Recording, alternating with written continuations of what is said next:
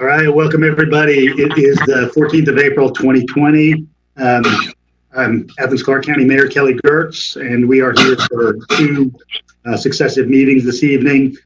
We will have a special called session for consideration of two items, and then we will have our regularly scheduled Mayor and Commission work session as well. I'll go ahead and ask Clerk Spratlin to go ahead and call the roll. Davenport. He's not here. Parker. Here. Blink. Here. Wright. Present. Denson. Here. Here. Denson. Neesmith. Here. Edwards. Here. Harrod. Thornton. Thornton. Here. All right. Hamby. Here. We have a quorum. All right, thank you, Madam Clerk. For tonight, I will need someone to make a motion for suspension of rules. So moved. Second. All right, have a motion from Commissioner Neesmith, a second from Commissioner Denson. All in favor of suspension of rules? Aye. Aye. Opposed? All right, thank you, everybody. We did receive online comments for this agenda, and those are being entered into the record. So thank you, members of the public who submitted comments this evening. Our first item of business is Mayor. This is Ovita. Did Clerk Spratlin hear my present? She did, yes, ma'am. Okay, thank you. Thank you. All right, first order of business tonight is consideration of our first round of COVID-19 community relief. This course concerns primarily indigent care, for sanitation, for food, and for shelter. This is our first round, but it really is this sort of critical first effort to have those unsheltered persons in our community cared for through some conduits that we have already with community agency partnership. And so in the agenda item, you have a couple of things, including a layout of the funds. You look in your agenda item, you'll see that $61,500 is provided for advanced behavioral health systems, $61,500 for the Athens area homeless shelter, $11,000 for Bigger Vision, and $16,000 for Family Promise. And I want to give a lot of credit to our Athens-Clarke County staff, including Housing and Community Development Director Hale Banerjee, who did a lot of the outreach to all of the area homeless providers to find those most critical needs that we need to deploy right at this moment. And as, of course, we've been discussing, this is a first effort, but by no means is it the last. This is just $150,000 of the at least $3 million that we've committed in local funds. And so we will be anticipating a portal for broader community needs that will be opening for application next week. And we also anticipate a small business support component that right now the attorney is working on with the city of Winterville and others in creation of a joint development authority. We also, as we've discussed, have been working on a community core and Neighbors Helping Neighbors care of programs to make sure that we can scoop up those members of our community who may not be indigent, but may be in need or chronically unemployed or very young, who want to get a good foothold into the economy, even though we are in a challenging time. So you have the item in front of you, and certainly be happy to have anybody ask questions. And see Commissioner Parker has a question. Thank you, Mr. Mayor. My first question was related to under history, item 9D. It was my understanding that our order to the manager was to allocate at least this much toward COVID-19 efforts, and I just wanted to clarify if that was the case. If the manager would like to speak to that, or I understand that originally made that motion. If you want to clarify what the intent was there. Sure, Mariah, and Judd's also on the line, and Judd, if you would you share your concerns that that you felt like this should be restated? Yeah, I thought it was important.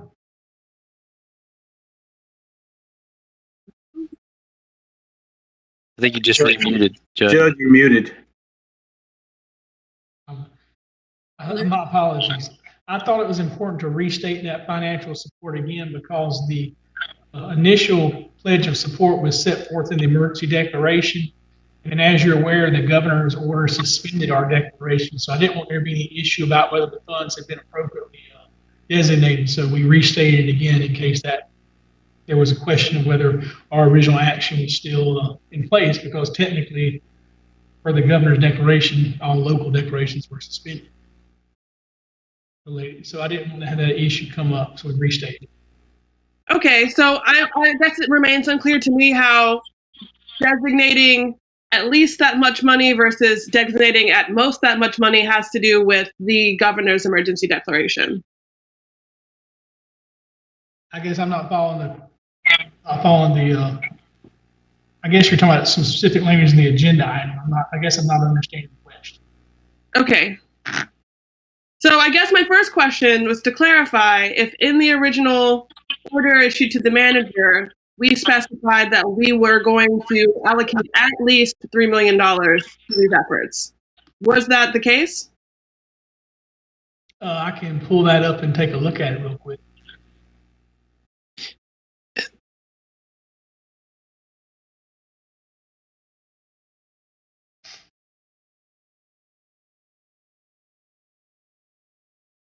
And Mariah, I don't want to necessarily repeat what Judd said. I'm trying to think of saying it a different way. Yeah. Just that out of an abundance of caution, that if the governor's order had superseded that previous order, that this would just be a restating of the intent to allocate those funds.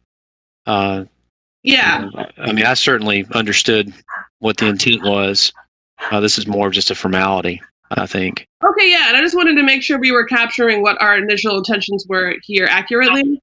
Could I perhaps hear from Commissioner Denson? Is this accurate in accordance with what we specified at that meeting? As he was the one that put forward that motion?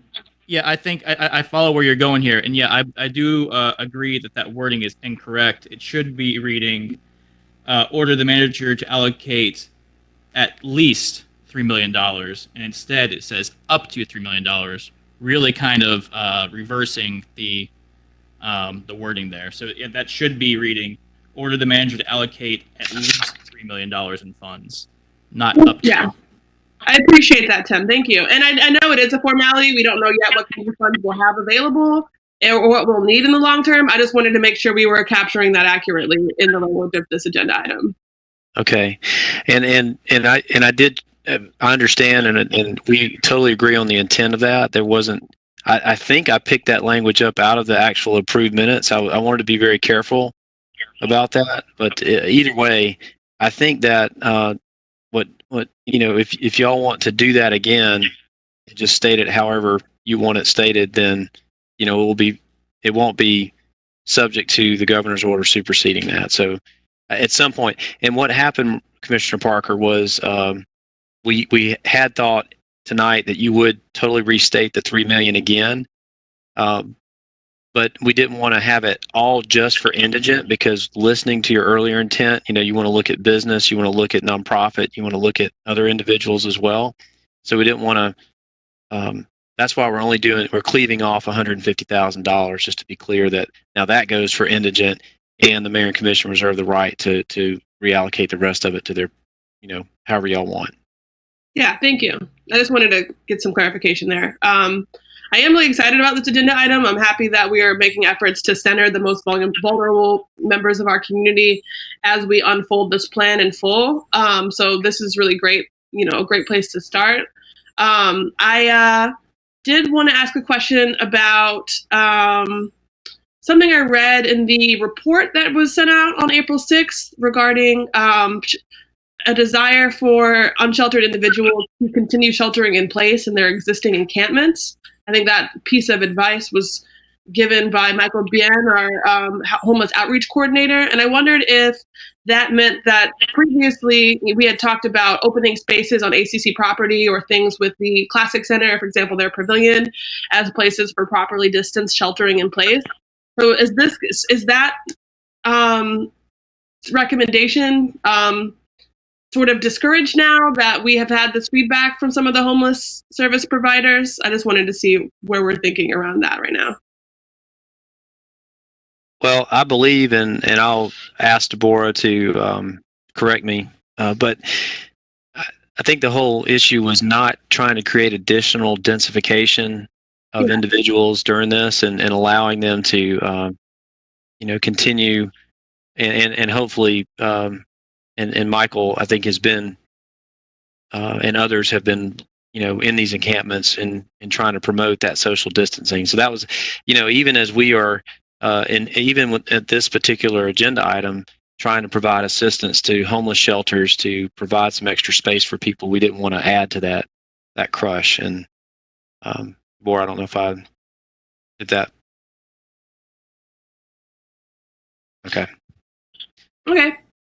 And then my last question, a number of entities were referenced in the report that was sent out on April 6th, but then I see that only 4 are awarded funding here. And I understand that some of those entities, like the Backpack Project, had been temporarily suspended due to UGAs being closed. But I wondered if you could speak of the other organizations and why, how we chose to prioritize these 4. Yes, thank you, Commissioner Parker. And I may defer to Judd here in just a minute, Attorney Drake. So a couple of the ones that, first off, we tried to identify existing homeless service providers that are currently providing services and in touch with them and the coalition on how we could help better. There are 2 here that are noticeably absent, I think, for some of y'all. One would be Salvation Army, and the other is the Sparrow's Nest. And these are both considered religious organizations, or they have that in their mission, which is certainly not a bad thing. But when it comes to the Georgia Constitution, and I'll ask Judd to speak to that in a minute, that can become an issue. And that is something we put in the agenda item. Judd, I don't know if you want to go ahead and speak to that. Sure, that's correct. Tomorrow you'll be getting a detailed memo that addresses that issue, but the Georgia Constitution has a provision that prohibits government aid to a religious affiliated organization, and so that had to be taken into consideration. And Commissioner Parker, I'll add that, and that was part of the reason for the wanting to get to the RFP or soliciting more proposals from the community, because perhaps we've missed somebody that's providing some work in the corner of the community.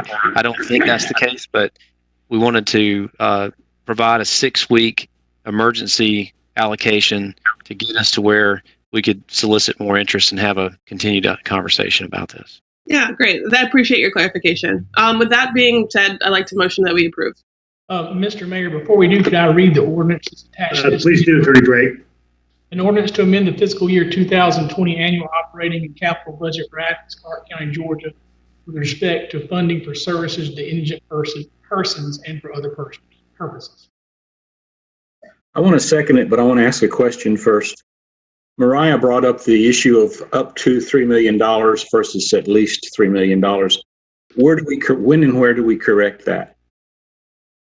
Well, first, let me clarify that under the second emergency declaration approved by the commission, the language did read: the mayor and commission, unified government of Athens-Clarke County orders the manager, unified government of Athens-Clarke County allocate up to $3 million in funds by transferring funds reserved for the prosperity package and any resources that may be necessary for the purpose of providing emergency assistance to those affected by the COVID-19 pandemic. Assuming that this language is set forth in the agenda item, so that the commission could authorize the manager to amend the agenda item to reflect that language. I'd like to offer that friendly amendment to change the language to at least $3 million. I'll actually email you the language right now.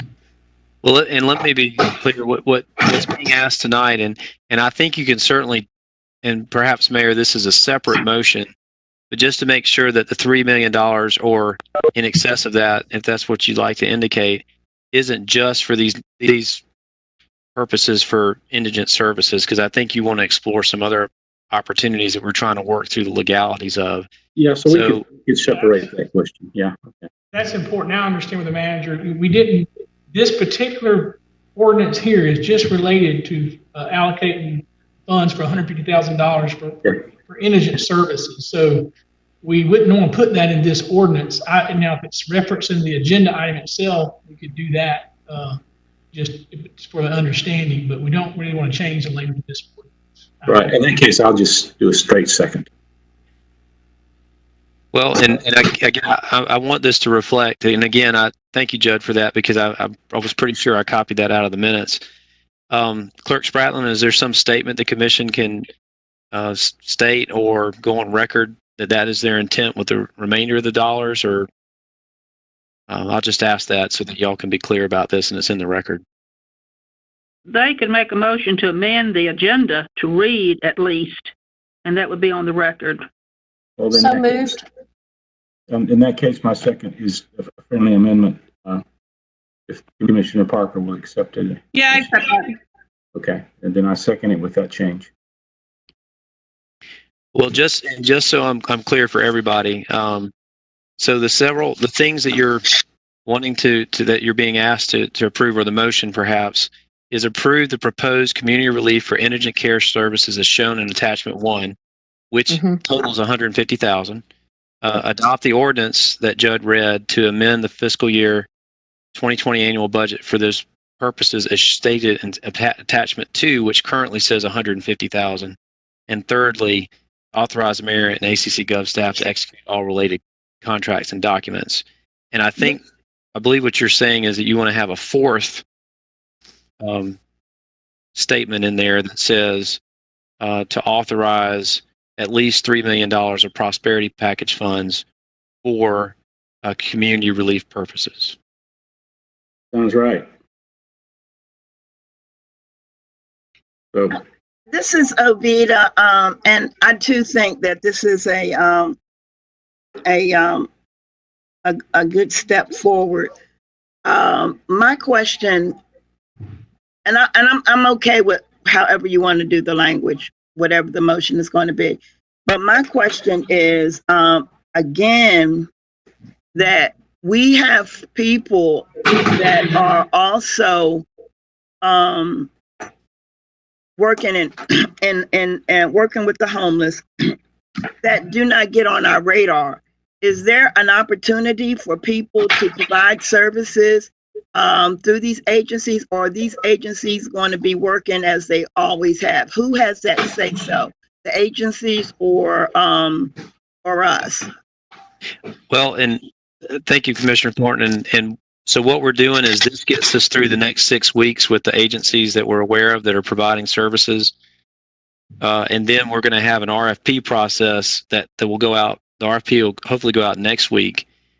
And there'll be there'll be actually 2 RFPs. One will be for additional funds from the prosperity package and the local community relief funds that you're considering designating tonight. And the second would be the forthcoming CDBG funds that we're anticipating. And by the way, Commissioner Parker, I should add that the Salvation Army Sparrow's Nest, they can compete for the CDBG funds. There is no restraint on them because of the religious affiliation for those funds. So the idea, Commissioner Thornton, was to open up a process where folks could put forth, existing nonprofits could put forth the services they intended to provide for additional assistance. So I guess the overview of the additional assistance, it still could be related to homelessness. Yes. As a matter of fact, the kinds of activities we're looking to promote or what's eligible would include homeless services, food assistance, and resource distribution like cleaning supplies, PPE, transportation, things of that nature. Things that are related to assisting people in responding to the pandemic. Well, Okay, I'm good. I'm good. And so since this, and just when you said people who are affected by the pandemic, I think in the wording we're using indigent in that first sentence. So indigent to me is not necessarily pandemic. Is there another word that would reflect what we're doing with this money specific more clearly? Attorney Drake, maybe you could discuss the origins of the word indigent as it relates to Georgia code and kind of it providing a formal platform for delivery of funds. Yes. Well, the attorney's office believes that government assistance designated to aid indigent persons is authorized by state law and falls under the public welfare exception to the gratuities clause. And so that is why we think it's very necessary we use, with respect to this program, we use the word indigent, and that puts us in good legal footing. I think to change that I could not recommend that at this point. There'll be other programs to come along down the line, and you'll be receiving. The memo didn't go out, but it should go out first thing in the morning. Means we're going to look at other programs that can have potentially more expansive, but with this particular program, where it's very, very important, we limit that individual. We limit it to indigent individuals. Thank you, attorney. I appreciate that. I had a couple more folks who had interesting input. I've got Commissioner Wright. I think my time has passed on that. Everything was covered with making sure it was at least $3 million. I thought we said I thought it was more than that even, but this leaves it open enough for us to get those RFPs out. The portal, I think, Kelly, is how you described it, for future input. I just think this is a great amount of work, and if we need to do special sessions to pop in like this to approve some more of these as we move forward, but I'm sure we'll have to study things first. And they're doing a great job, and I'm ready to vote when you are. Oh, we already voted. We're on to some. Commissioner Link? Yeah, I'm also glad that this is, one of the first initiatives we're funding to deal with this crisis. And I understand that this is kind of the first drop in the bucket, and I am interested in focusing more on homeless folks who are not necessarily associated with some of our formal homeless shelters and organizations. We've got lots of encampments out there, and I hope that as we move forward with more assistance, we'll focus on those informal encampments and getting some sanitation and, restroom facilities, porta potties, things like that at some of these encampments, because a lot of them have sprung up just in the past couple of years since some of the GDOT right-of-ways have been cleared. Folks have moved around and become more concentrated in more in-town places. So I just want to throw that out there that we move forward with this direction to focus more on that informal indigent homeless population, and to take a close look at Athens-Clarke County properties that we can make available for some of these encampments, and that are properly monitored, properly maintained, and make available some decent facilities for these folks to maintain sanitation. I also have a quick question, and I maybe Dr. Goggans could pipe in here, or maybe we can ask him later. I'm wondering if there's any evidence of COVID infections in our immediate homeless community, if we've seen any evidence of the pandemic reaching this population.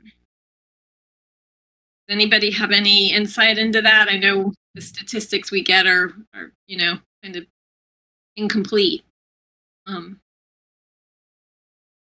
Dr. Goggans, since you're with us, I don't know if you want to kind of weigh in on anything that you or your team at Public Health have seen around the homeless population. So, good evening. I'm not aware of any cases in the homeless population right now. Obviously, there have been outbreaks in other parts of the country. And so it's a population we watch very closely there. Thank you. May I follow up? Commissioner Denson. Thank you, Mayor. First, I would like to follow up on Commissioner Link's comments. I was able to talk to a few of some of our homeless residents at the day center, and there were comments about the need for porta potties and trash receptacles at some of the campsites, just to help out with cleanliness there. I think if we can do that right now, that would be great. And then also, I'm wondering. Commissioner Parker brought up that kind of a bit of a change about not wanting to have density at the shelters, and I do understand that. But some of the recommendations I've read from some of the other nationwide organizations working with homeless individuals during this pandemic have recommended using larger outdoor but covered areas that so people can spread out their tents, but still be in a kind of a central location where services can be provided. And so I'm curious if we're pursuing that. I know before we brought up possibly the Foundry Pavilion behind the Classic Center. So I'm sure there could be a number of other areas that we could use as kind of a centralized area where people could still be having their own encampments, but spread out. But again, having things like porta potties, having things like case managers and stuff like that there. I'd be curious if we've been exploring that at all. Do we know, Blaine? No, sir. And I'll be glad to share with you the guidance that we've been reading, and we can talk further about the thoughts y'all are having. Okay, thank you. And then the last thing, just want to I know we got a lot of questions about this whole document, and just kind of wanted to hit some of the highlights that this is going to cover, providing hotel vouchers to a number of homeless families, to homeless individuals, that there is at least somewhat some funding going towards portable restrooms at certain sites, providing more staffing for things like the day center and other areas, including 24/7 staffing in some areas that we need 24/7, and also making sure that PPE provided to the workers who are working with these homeless populations. So I think this is a fantastic first step, and I look forward to making the further steps. And I'm excited to go ahead and vote for this. I see Commissioner Davenport's hand.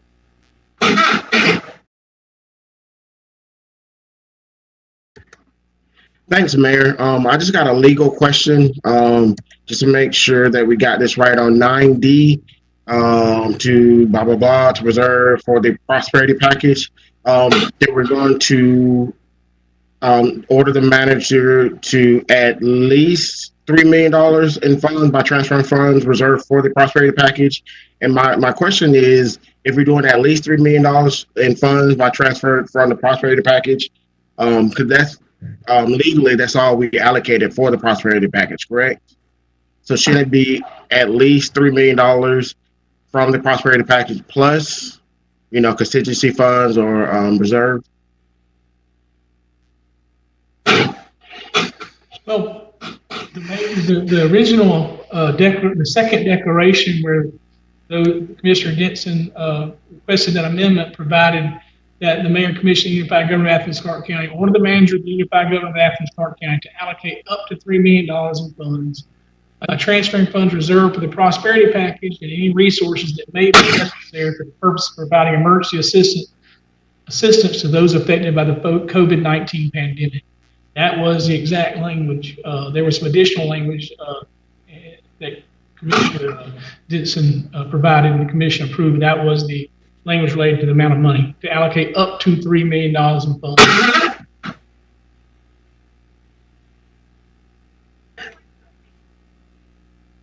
I think kind of for the record, everybody understands that $3 million remaining in the prosperity package pot in addition to other funds that we identify, will be directed toward COVID response broadly. And from that broad umbrella comes this $1,000 that we're discussing tonight. I believe that's part of the motion. Mayor, I don't know if you see my hand is raised. Go ahead, Commissioner. I'm kind of piggybacking on Commissioner Denson's comment. So we're like, we're rolling this out. We're rolling this out almost like an emergency effort. And it's like this is something we have to do now. And this is, did I hear County Manager Williams say that it was like for 6 weeks?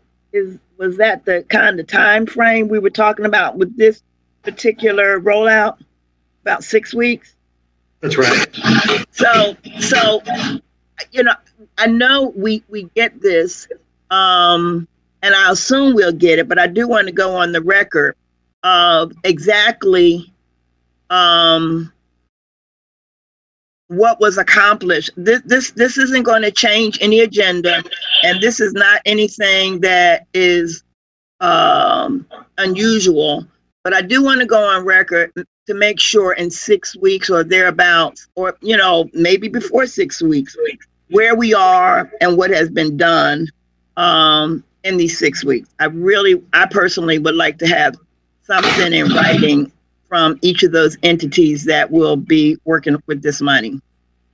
Manager Williams, can you talk a little bit about what the anticipated reporting will be about use of these funds? Sure. We'll ask for weekly reports and the data that they're able to provide as far as people served. And I do appreciate Patrick's or Commissioner Davenport's question. And I want to say, I need to clarify one thing in the agenda item too, is that we are going to attempt to contract directly with the hotel as opposed to a voucher. The providers will, screen and organize the folks that go in there. We're hopeful that this would be reimbursable by FEMA, but it's not a done deal. I didn't mean to indicate that in the agenda item. So it may not be a reimbursable act, but I know that's not I don't think that's a deal killer for y'all. Thank you, Manager Williams. I saw Commissioner Hamby's hand also. Thank you, Mayor. And I just had a quick question for Manager Williams. Manager, could you share with us some information about the PPEs and testing earlier this afternoon? Would you mind sharing? Are you able to share that at this point in time with the partnerships that we're working on and trying to get more PPEs and testing to the underserved areas of town, and how that's gonna work? If you could, just real quickly. Okay, thank you, Commissioner Hamby, and I did speak with the mayor earlier about this. So you all have consistently asked that we try to help as much as possible, whether it's with public health, but certainly to try to expand services in our underserved neighborhoods. And we have, as you know, and you've been there with us, we've furtively searched for a number of ways to try to provide relief in this unprecedented event. And we're learning as we go. And I think the Attorney's Office has been very instrumental in helping us understand and advise us well. One of those opportunities came to a head last week. Under your direction, we submitted a request to GEMA to partner with the University of Georgia on a mobile unit to enhance access into underserved neighborhoods. GEMA gave us some feedback yesterday about that. We had a conference call with the university today to hear more about what was possible, and I conveyed your intent to them. There does seem to be an opportunity there with the university, and of course, Mr. Hamby, I don't want to preempt any of their decision-making processes. We merely had a conversation today to talk about what we could do as a government, and what they indicated was if we were able to assist with acquiring personal protective equipment and testing kits, that would really enhance their ability to do good work in our underserved neighborhoods. And so I think Dr. Goggans may have been a part of that conversation later today, and I think he may have some things to share about that during his talk and comments. But we are pushing ahead with your desires to enhance that access. Thanks, Commissioner. All right, I think we've got a motion on the floor. I want to go ahead and repeat that so it's clear to everybody. The motion would be to approve the proposed COVID-19 community relief for indigent care services as shown in attachment 1.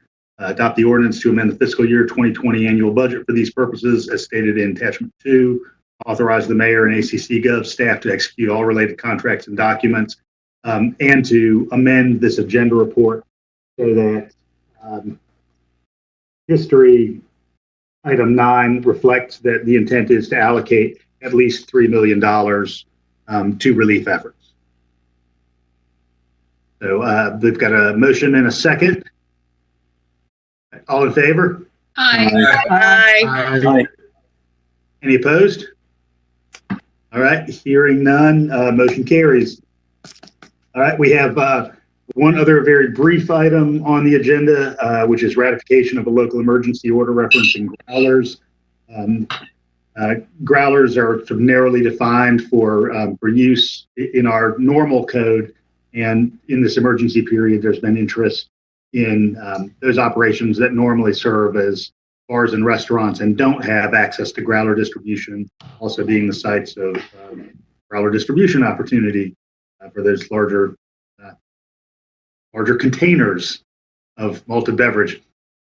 So Manager Williams has put together a declaration for this purpose, and this is just our opportunity to ratify that. So I'd certainly entertain a motion to that effect. I'll move. I've got a motion from Commissioner Link, a second from Commissioner Denson. Any questions or comments about that? All right, all in favor? Aye. Any opposed? All right, the big bottles are coming your way. All right, everyone, that concludes our special called session. I'd entertain a motion for adjournment of special called session and entry into our work session. So moved. Second. All right, I've got a motion from Commissioner Wright and a second from Commissioner Edwards. All in favor? Aye. Aye. Aye. All opposed? All right, hearing none, motion carries and special called session is adjourned. And we'll go ahead and move into our work session. We're very fortunate tonight because Dr. Stephen Goggans from the Georgia Department of Public Health's Northeast Health District is with us. And commissioners have put together a series of questions. And so what I've asked Dr. Goggans to do is for us and for the broader public, really begin at a very high level with the nature of a coronavirus outbreak in general, to talk about what the response has been in the state and then in the region generally. And then I'm going to field to him the set of questions that were assembled earlier this afternoon. And then individual commissioners may have some follow-up beyond that. So with that, Dr. Goggans, we very much appreciate you being with us tonight. Thank you and your staff for all the work you've done. I know, like we have the sense, you probably wish that you had more resources at your disposal, like every health agency across the country and across the globe do right now. But we appreciate your efforts, and I'm going to go ahead and turn it over to you. Okay. Thank you, Mayor. So I am okay, I'm getting some feedback. Are y'all able to hear me okay? We can hear you well. Okay. Everyone mute. Wonderful. Thank you. So I am the interim health director for District 10, which is the 10 counties there, 9 around Clarke. And I've been doing that since November. My other job, I'm the health director in the Augusta area. I've been doing that for about 5 years. I did have the pleasure to live in Athens for a while. I was on the faculty of medical partnership there and lived in Athens for about 5 years. It's a wonderful place, and it's really a pleasure to be in this role. I want to say for sure that you have an outstanding public health staff. It's incredibly impressive. I found them to be compassionate and talented and hardworking, and I think that the Their response to this problem has been something to be very, very proud of. And I've enjoyed working with them tremendously. So as I was asked to start at a high level, it made me go back and look at some of the earlier presentations that I had done. And it's amazing that we have only known about this virus and its existence for about 4 months. It's really striking how much of our thoughts it takes up and how new it is. And that explains some of the gaps in our knowledge, things that we'll certainly learn over time, but we have to remember that everything we've learned has been in a really short period. So one of the questions I got, and I'll say a little bit about the coronaviruses, there are 7 that are known to spread in people. 4 of them cause what are typically common colds or cold-like illnesses, and 3 have more recently moved from animal populations into people. There was the SARS virus in about 2002, and then the MERS virus in 2012, and now this virus that sometime in December probably moved into human populations and started spreading in China. These viruses may have come from bats or other animals, but when they come, we don't have built-in immunity, we don't have experience with them, and they are novel, so we don't necessarily know how they're going to behave. We can make some estimates based on other types of coronaviruses, but you just don't know until you've had a chance to really study it. So this particular virus, like a lot of respiratory type illnesses, spreads in a particular way. It mostly spreads from infected people coughing out droplets. The droplets can contain virus. They could either be inhaled by somebody else, but they don't stay afloat necessarily for very long, or they could land on a surface, and that person could touch a surface and then touch their nose, touch their eyes, and the virus gets a hold that way. And that was really the basis of our early and continuing recommendations about hand hygiene and covering coughs, or in this case now, wearing cloth face masks. It was not just general purpose good advice, but it's specifically aimed at the mechanism of spread of this virus. It spreads through these contact points, and if you clean surfaces, if you cover coughs, if you try to avoid being in places with when you're sick, like work, then those things directly limit the spread. Now, this virus, we still believe, is in most cases a mild virus. In a smaller number of cases, however, it is very severe, and obviously it has the potential to be fatal for folks, particularly who have chronic comorbid illnesses, diabetes, lung disease, heart disease, and such as that. And for folks who are older, possibly because those illnesses come more commonly in age, and possibly just because the immune system may not react the same in older people. The time from exposure to developing illness is still thought to be from 2 to 14 days, usually around 5 days or so. And it typically will produce cough, sometimes shortness of breath if it's more severe, fever. But what we've started to see as we have more experience with it now is a variety of presentations. It's not always that classic presentation. We've seen a lot of people who have minimal symptoms or even are truly without symptoms, and yet they have an infection. And in the elderly population, we've seen a pattern that's really quite broad. Folks in nursing homes in particular may have only mental status changes, they may have confusion, they may have decreased appetite, prominent gastrointestinal symptoms. So a lot of times in the nursing home population, you get nausea, vomiting, or diarrhea as your presenting problem. Eventually, respiratory illness may be visible, but it's not this classic, you get a fever and then you get a cough and then you get shortness of breath in that group.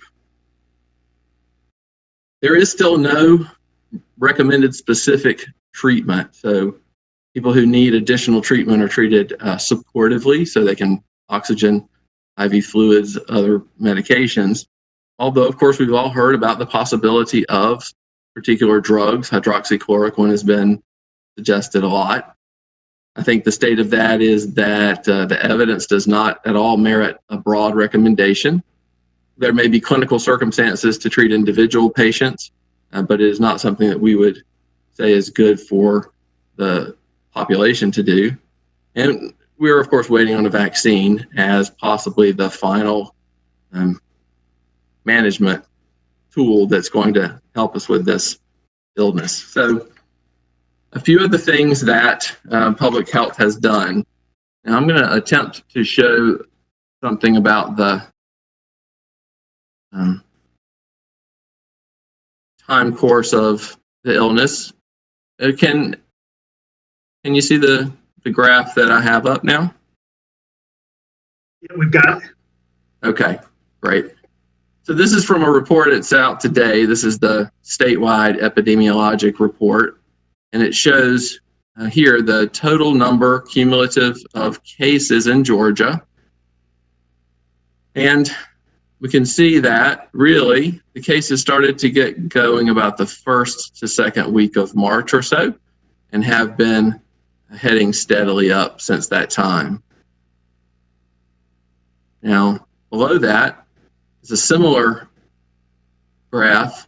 This is of deaths, and here's the number of deaths again, and the calendar dates here. And you can see that the deaths picked up about the second, third week of March. So they were about a week or a little bit more later. And that would follow that.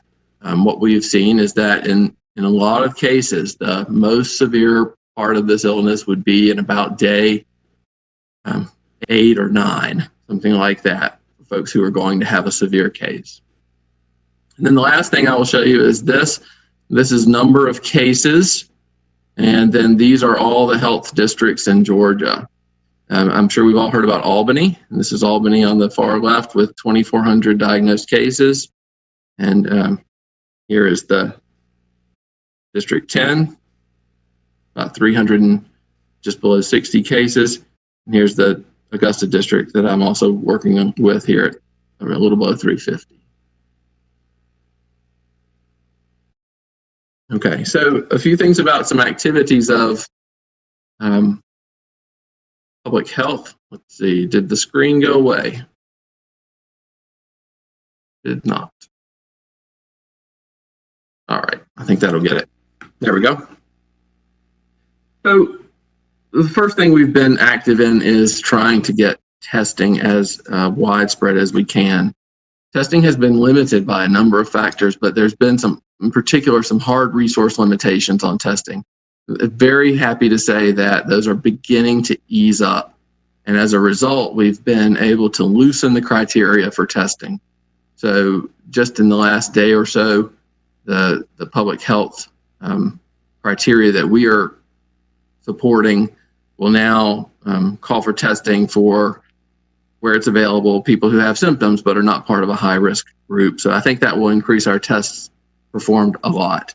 In addition, we've done some initiatives that I think are meant to bring testing to other groups.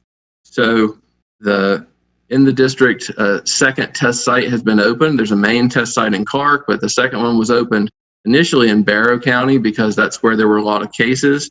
But our intent is to move that where there are potential hotspots or hotspots of cases so that we can take testing to where there are problems.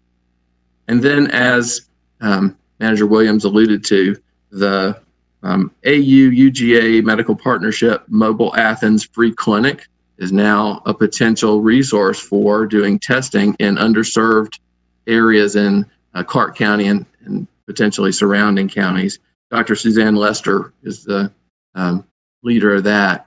And we are going to be partnering with her and that team to help with resources like the PPE and the swabs that are needed. And also we can provide the pathway for getting the tests analyzed. So I think this is going to be a very exciting opportunity to take testing into places where we may not have been adequately testing and sampling before. We are doing contact tracing still. Contact tracing is where we follow up a positive case by calling the case. We find out who their contacts are, and then we get information to those contacts about how to quarantine, how to watch out for symptoms, etc. That is a part of a strategy that's more important at the beginning of an outbreak, and it becomes less important as the outbreak grows, when a community mitigation strategy, like all the things that you've been speaking about, shelter in place and those sorts of things, become really the dominant thing that you want to do. And we try to support that as well. And then the last thing I'll say is that we've additionally tried to work with certain special populations. I've heard you speak about the homeless population. The long-term care facility population is one that's particularly at risk. So for that group, because they have a congregate living setting and often they have chronic illnesses, they would be at high risk of contracting and also having a severe case of COVID-19. So we're working very closely with those facilities on their infection control processes and trying to assist as we can with PPE support and also other resources to make sure that they can keep their residents as safe as possible. So that's my overview, and I'll stop there and begin to entertain any questions if you'd like. Thanks, Dr. Goggans. I've got a collection of questions from commissioners, and I know they'll have some follow-up kind of following these, but I'll sort of run through these, and many of them you covered really in the breadth of your presentation. So we thank you for that. There, of course, has been, both in the national press as well as right here in Athens, a lot of question about how the virus and its impact may disproportionately impact communities of color. Can you talk a little bit about DPH's collection of data about race or other demographic indicators? Sure. And this relates to a different question. There's just a few questions about data that come up. Obviously, this is something that's really important. We want to produce as much accurate data as we can. Race as a factor in COVID-19 outcomes. I think that was in the last couple of weeks, those data started to come out. And one of the things we've seen is that the data systems that we have are not capturing that effectively. The way they work, however, is that the ordering clinician and then sometimes lab companies are sending in data that they have, and they may not have everything that you would hope. And so in this case, it's also compounded by the fact that there's a huge volume of a new disease that the system has been cranked up to handle. And we've got a variety of different testing places that are now sending us information. Sometimes they're calling it in, sometimes they're faxing it in. We get all sorts of, every private office, hospital, lab company, et cetera, sending in different streams of information. And so I think what we've tried to do is improve the data collection steadily, and I think we have done that. And I believe from, at any point here, the data going forward will be better than any data we had before. And that's really been our very vigorous focus. I know it would be ideal to have that past race data, but we are working on making our collection going forward as good as we can. And just now you mentioned that there's a variety of kind of reporting entities. You've got hospitals, you've got private clinical providers, you've got certainly public outfits like your own. Talk a little bit about just kind of what that range of lag may be, both for positive cases and for deaths, kind of being reported into your system and then viewable to the public on the DPH portal. Is it several days over which a positive case can get resulted and then end up on the public portal? At this point, I would say it's hard to say exactly because it depends. The biggest factor is probably the delay in the lab actually getting the result itself.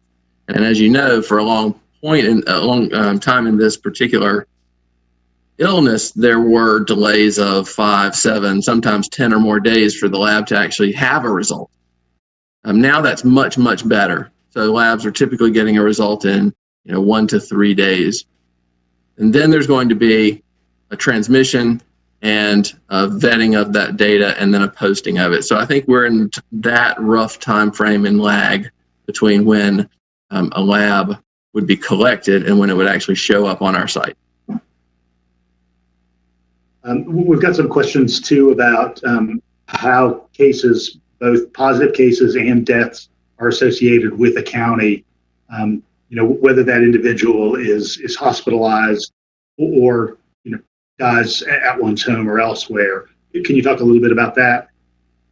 Sure. So all of our records are organized according to county of residence.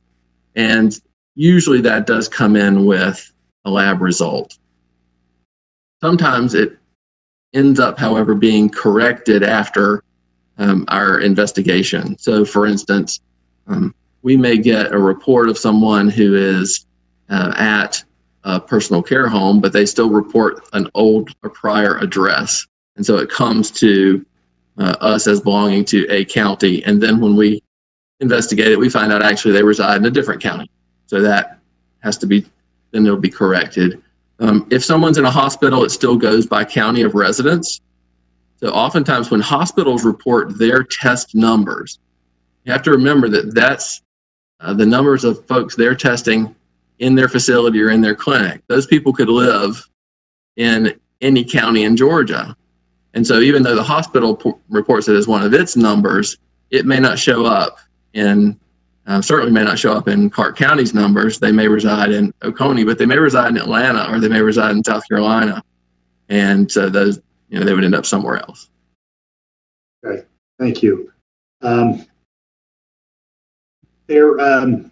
There was a news report that DPH is not publicly reporting on patients who've tested positive but are asymptomatic or who show very mild symptoms. I think that was in a Noonan paper a couple of days ago. Can you talk about that report? Was that erroneous or? Interesting. I have not heard that one, but we report anyone who tests positive would be in our statistics, regardless of symptoms. Okay.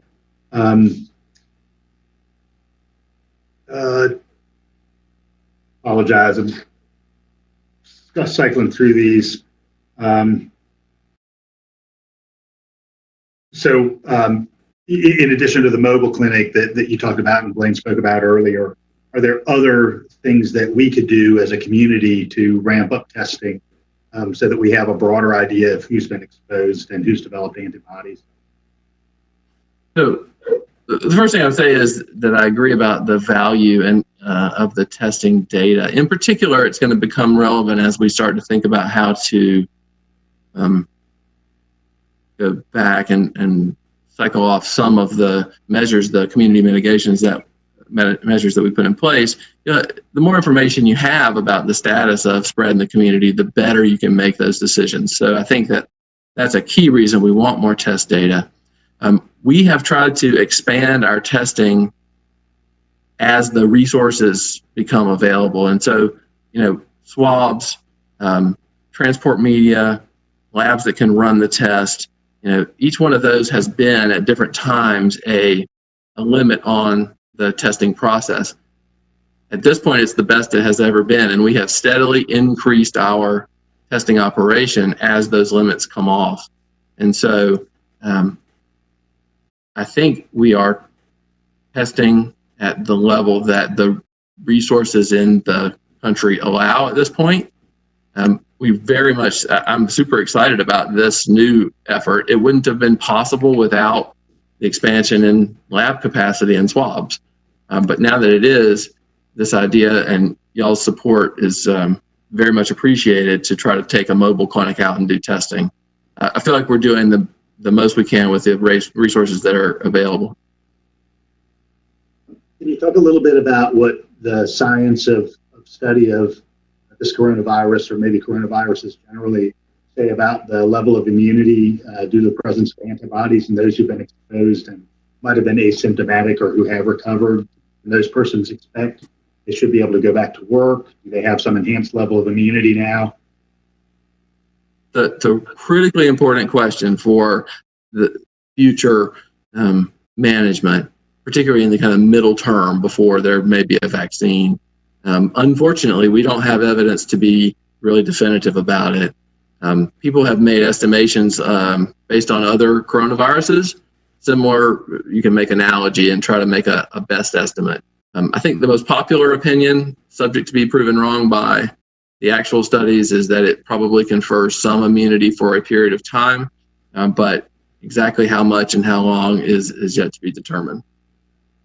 Is there any sense yet about the level of mutation of this virus relative to other coronaviruses? I can't say about relative to other coronaviruses. I do know I've read some articles suggesting there have, as you would expect, been some level of change in the genetic code of this virus. That's typical of a virus as it replicates and has errors in the replication.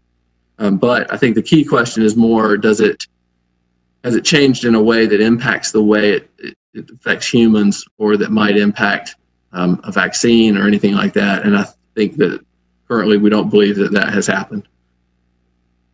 And then kind of before I get to some follow-up questions from commissioners, what's your current assessment of the overall risk of COVID-19 to the public?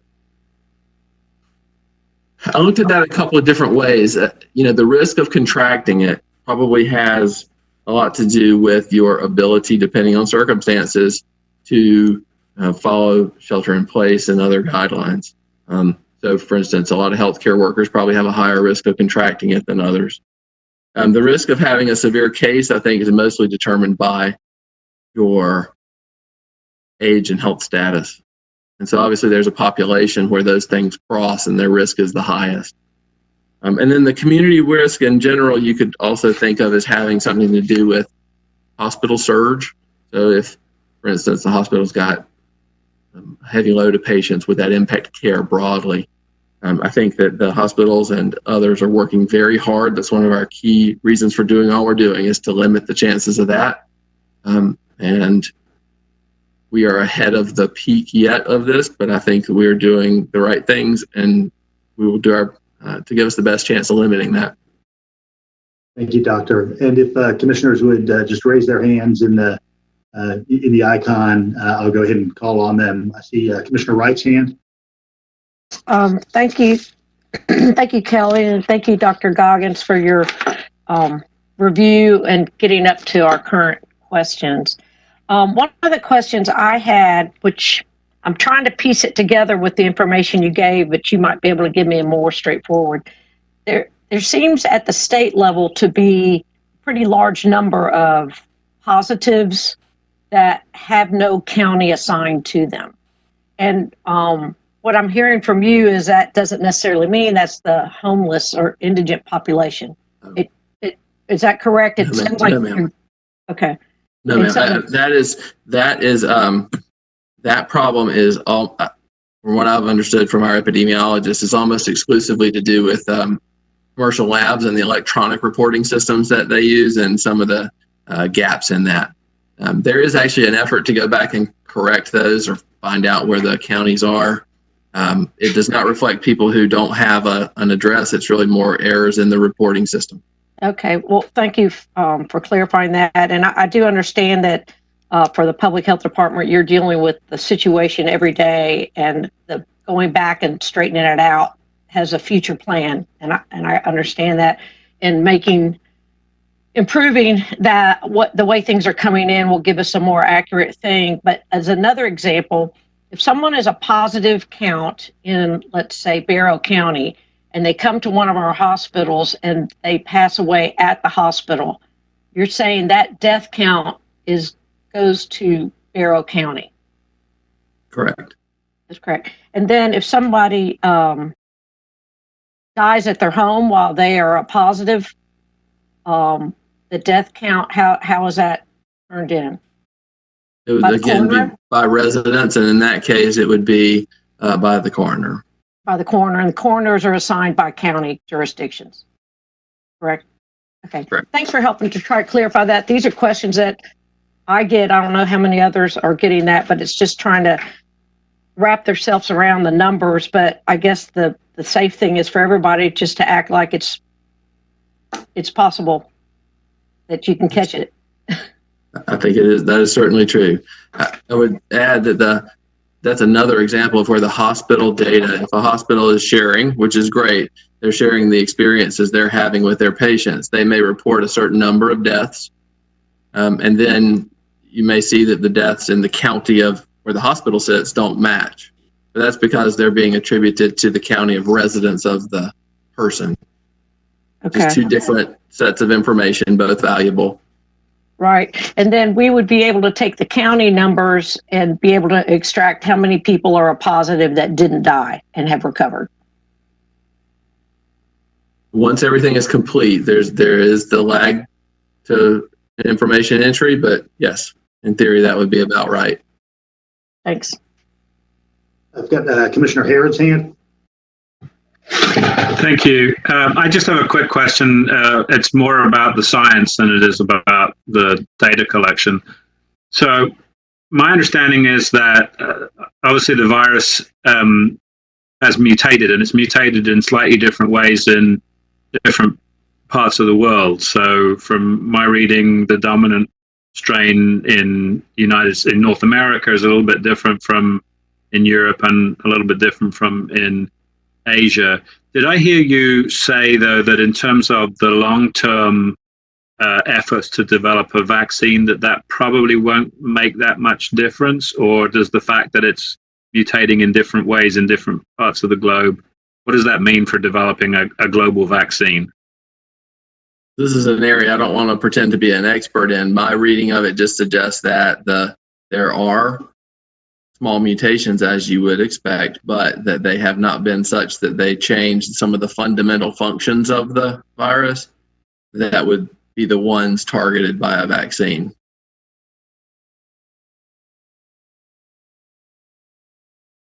I see Commissioner Link. You're muted, Commissioner. Sorry, thought I wasn't muted. Yeah, I have a few questions. I mean, first of all, dealing with the pandemic, data is key, obviously. You want to know who has it and get that testing and be able to trace it. And from what I understand, the fact that we do not have a centralized healthcare system is leading to real problems in collecting this data and making sure that the data is accurate and tracing the spread of the pandemic. Is that true? Would you say that? It seems like we're getting this information from all these different sources who may or may not be reporting in timely manners and may or may not have all the data points to report. I guess it is fair to say that the more centralized the system, oftentimes the more complete data sets they have. I mean, I think that's probably true. Yeah, and then this country now has the most infections in the entire world. Like by far, we've mishandled this.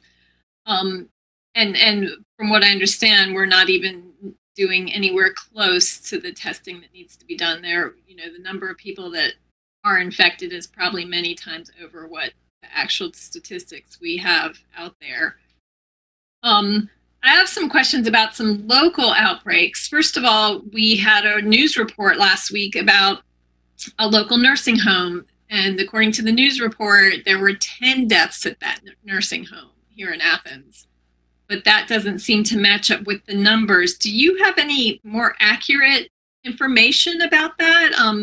If those numbers are correct, that would mean that basically the outbreak in Athens is pretty concentrated to this one facility, or at least the fatal outbreak. Do you have any accurate information about how many folks actually passed away at that facility or from that facility? So when you say, I'm sorry, I want to clarify the point is you're asking about what not matching that number with just the Clarke County reported number? Yeah. Okay. I think that some of that does have to do with lag of reporting of cases and deaths in general.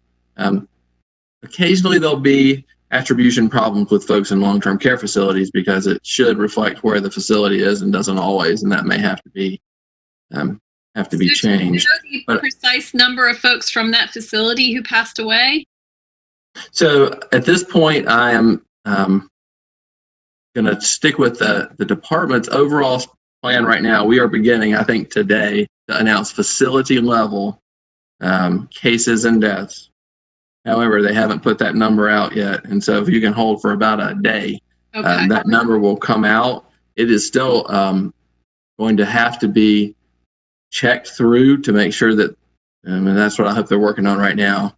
So people do understand that that's data that folks want, and they're going to release it. That is very new though. And so I would ask that we just hold for a little bit longer until the state does it across statewide, which is what they're going to do. I think that would be best. Okay. And I have another concern. We talk about the greater risks to the community. I'm concerned about our food supply chain. We now have a report that at least one worker at a local chicken processing plant has reported positive.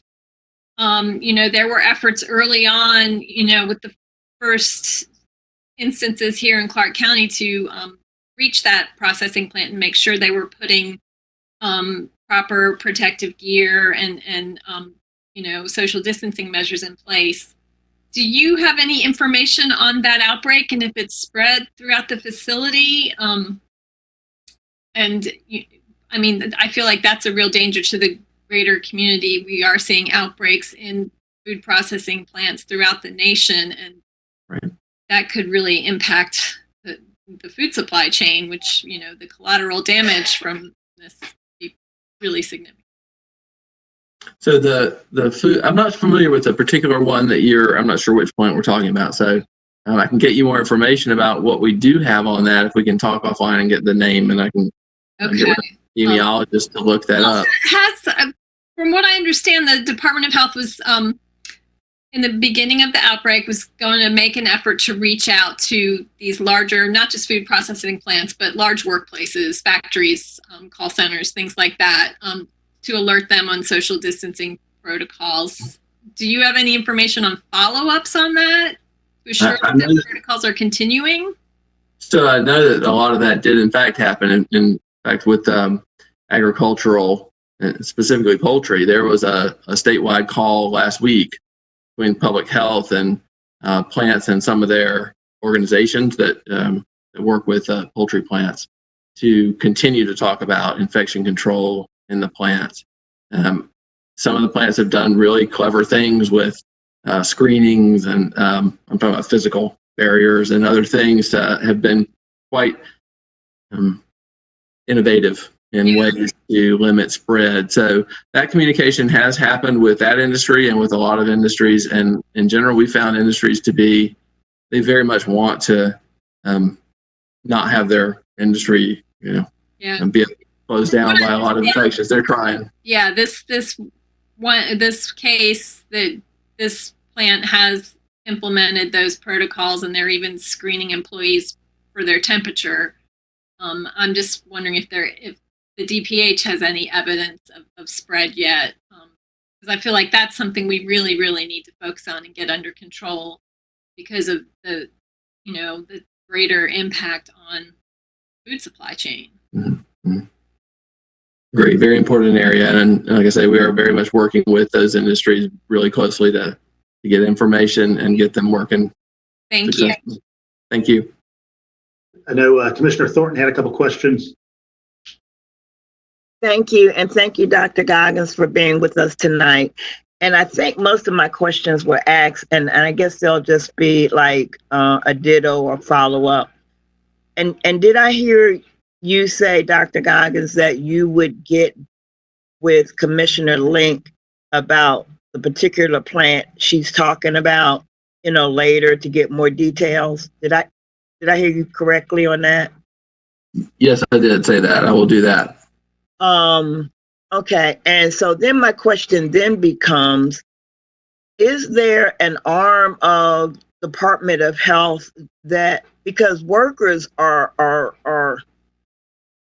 they're getting nervous, is there a plan or a policy like random visits or input from workers, and not just in the poultry area, but all of the industrial area? Are we checking these? Who should be checking these industry? Is it our local government or Department of Health? Well, I think a lot of the getting a little feedback there. Sorry. So the processes probably depend a bit on the industry. So, for instance, concerns about areas that are managed or regulated by the Department of Health, which would be hotels or restaurants. We are involved in that at one level. Other industries, they may have Department of Agriculture as a primary regulator. They're involved very heavily. We make recommendations and work with those groups.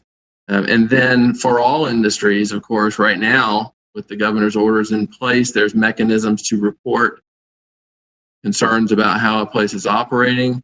And when those happen, they get funneled back down to a local area, and one of a group of different agencies might end up going to respond to that.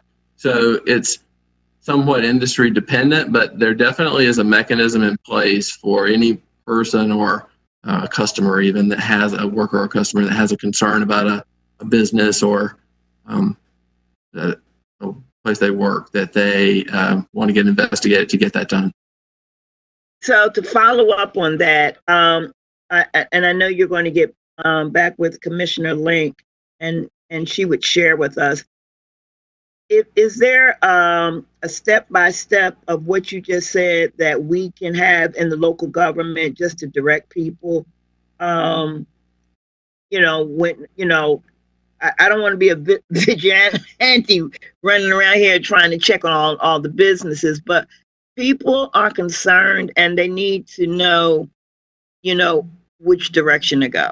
Is there any way we could get something like a 1, 2, 3 easy step on how to identify some of these concerns?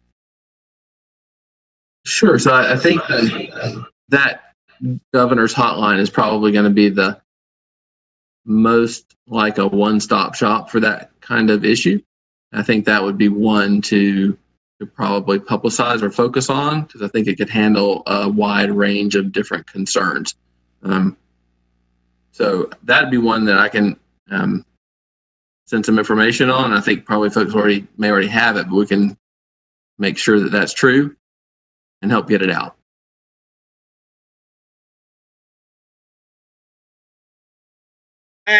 And my last question, I'm going back to your very beginning when we were talking about data, and I think we were talking about data across the board. Did I hear that we have not collected data necessarily by race in the past, but we were going to start moving in that direction?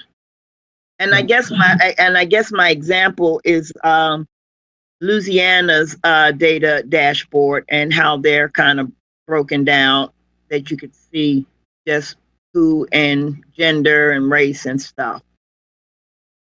So I guess, are we heading in that direction? Is that what I think I heard you say?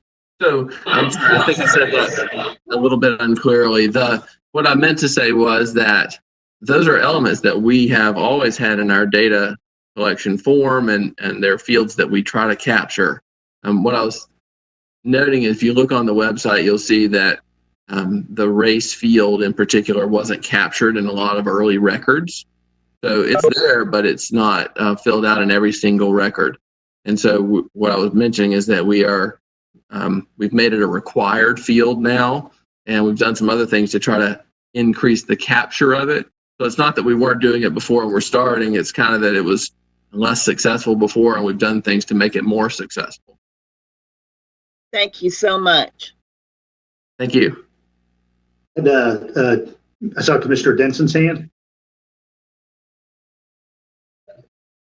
Yeah, thank you, Mayor.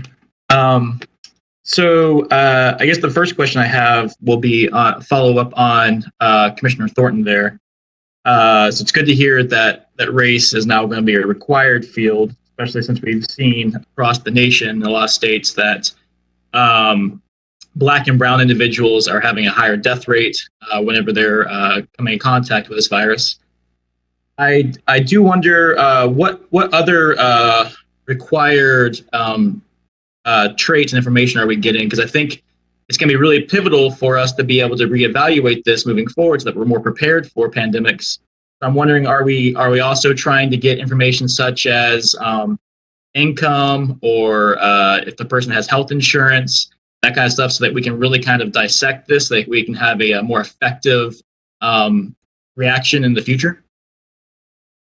So that's a great question. The list of elements that we do collect is pretty long. A lot of it, there's the demographics that we've kind of talked about, and there are lots of epidemiologic elements, so things about the people's exposures and their symptoms and their other aspects of the illness that we might be able to learn from. The socioeconomic data is not something that's typically collected on a reportable illness, so that would be true of any of our reportable illnesses.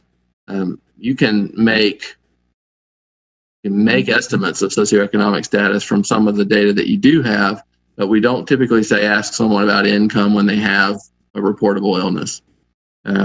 It's just not something that's usually collected. What about the health insurance or lack of health insurance? It is sometimes available. I would think that one I'd have to look into a little bit, because from commercial labs we should have that reportable, but it may not be reportable from every testing source. And so I don't want to say it's universally available. Actually, I'm going to have to look into exactly how much that would be there. Okay. I appreciate that. So one of the things I've seen, read some reports on stuff, has talked about a state. You can kind of measure a state or area's effectiveness of flattening the curve, as they say, by the ratio of positive tests to total tests being done. And I know that Georgia has been not as good on that ratio, that a very high percentage of our total tests are high tests, meaning that we're really just targeting the people who are the most obvious, and we're not able to get off into the people who maybe have come in contact with those individuals. Can you speak to why that's the case? Well, I think you've identified the basic testing and math issue there. Because of the shortages of swabs, for instance, and other resources that limited the availability of testing, we had criteria for folks who we were going to test so that we got the most effect out of the number of tests that we could do during that time. And so, indeed, we have tested the folks who we thought were at highest risk of having the disease. And so that does, as you just said, it throws off that ratio entirely. It's very artificial compared to what might be true if you could test the whole population. As I mentioned, that's now starting to be much improved. Those pipelines for the swabs, the number of labs that can run the samples and how many they can run in a day, all of those things are improving. And so therefore we're testing a much broader swath of the illnesses. So you're going to start to see that ratio change, and we will learn a lot more, I think, about the real nature of the illness in the population level, as opposed to just amongst the folks who are selected for their higher risk. Okay. Could you speak to why that's the case? Why did we have such a slow rollout? What led to us having that shortage here in Georgia? Especially compared to like places in South Korea, that really early on ramped out very high level number of cases testing to kind of be able to, yeah. Well, I don't think that it's a Georgia problem as much as it's really a U.S. issue. There were a couple of things that happened in just way bigger picture things when the test was first developed by the CDC, and that's their job, is to develop it, but not necessarily to be the testing facility for the country. They develop the test and then roll it out, and other entities pick it up. But there were problems in the test that they rolled out initially, and that caused delay. And so that really slowed down the adoption of the test, the uptake of the test by labs that could do it. It's not a simple test. This isn't something that you could just do right away, at least in a doctor's office. It required, a high complexity lab. And so there were only certain ones that could do it. So there was all that. That's part of it. And then surprising things that I think we weren't necessarily thinking about, like it takes a particular kind of swab, not super specialized, but it's a viral testing swab and a viral testing medium you have to put it into. And those things became very short in supply really quickly. And likely, I don't know, but likely because the supply chain involved areas that had significant impact. But so then that became a barrier. It's just that there were multiple hits to the process that really delayed us.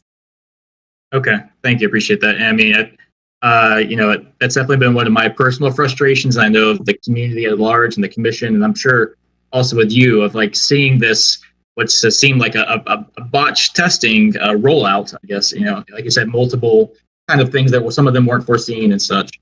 But I appreciate you clarifying that. And I have just two more. One of them is a pretty general one. I think this is something that I've gotten a lot of questions about, and I've heard different information coming back to me. But the effectiveness of the simple cloth masks, that some people, I've heard reports saying, people saying that they don't really help anything. It's pointless to have. Some people saying that you should be wearing them. I had a larger. What is the opinion from y'all on that? Well, I think you have to focus on the purpose. The cloth masks in general would be to prevent spread from the person wearing the mask. So if you think about it as, does that mask prevent a person necessarily from contracting it? It may provide limited benefit, but that wouldn't be its primary goal. It would be like covering your mouth when you cough or sneeze all the time. It's really, if everyone wore a cloth mask, it would be like everyone covering their mouth and limiting the spread of those droplets that we talked about. And in that sense, they can be effective in preventing spread. Okay, but not necessarily as much as like you wearing one is going to protect you from getting the virus, but more so that it protects you from spreading the virus if you happen to have it. That's correct. And if everybody or a lot of people do that, then cumulatively they have an impact on transmission. Okay, awesome. Thank you. My last question is, so would it be beneficial to have, obviously Athens-Clarke County ruled out our own shelter in place that we had for a little while. Other areas have too, of differing stringencies and requirements. And do you believe that it'd be more effective for local governments to have those individual shelter in places, or do you believe that the state's current one size fits all is adequate? Well, so now I'm going to have to defer to the folks who have to make those decisions on that one. Obviously, we've seen, though, that when you have the individual cities and counties making decisions, they're able to make more decisions that are maybe more customized to local conditions and may have some features that let them do things for their particular situation. On the other hand, that creates frustration when one jurisdiction next to another one have very different levels, and there's concern that it may be ineffective because of those different levels. And so then this model, you have consistency across. There's no jurisdiction that's not impacted, but it may not be as customizable. So there's pros and cons of both sides, and I'm not trying to duck it, but I actually think it is an issue for elected leaders to decide, and each one has its merits. And I understand that. I'm not trying to put I'm not trying to put the political part on there. So I agree there is, but the health aspect of that question is what's in place right now an adequate solution to really kind of, for us to flatten the curve across the state compared to having a more focused approach. Right. I guess I think if this is followed, it will be successful. I think it is appropriate level of intervention to have success. The most important thing is actually just getting people to adhere to it. And if they do, I think it would work. Okay. Thank you for your time, and thanks for being here. Thank you. See Commissioner Davenport.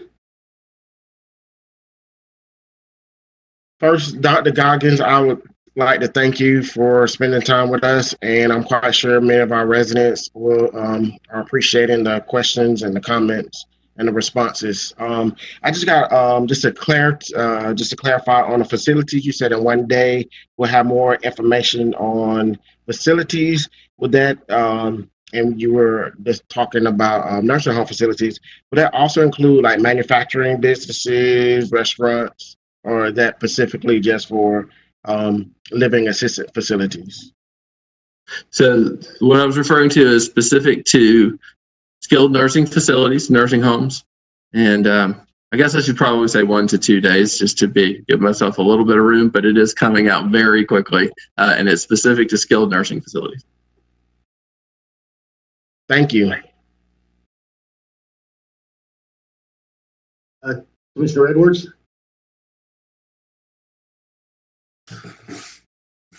Thanks. I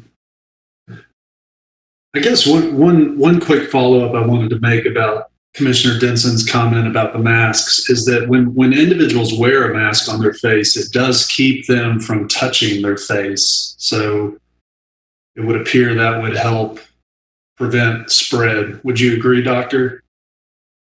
If it did prevent that, then that probably would help. I guess I've heard some people say the opposite. They feel like the mask makes their face itch and they tend to try to scratch it. So. Okay, that's a good point. Our coroner, Sonny Wilson, is looking for tests. Do you know where he can find some? We can definitely help with that. There is some indications for, postmortem testing in certain situations. We have helped with that in many places. So okay, you can just reach out to me and we can help him make arrangements. Okay. And how should he reach out to you?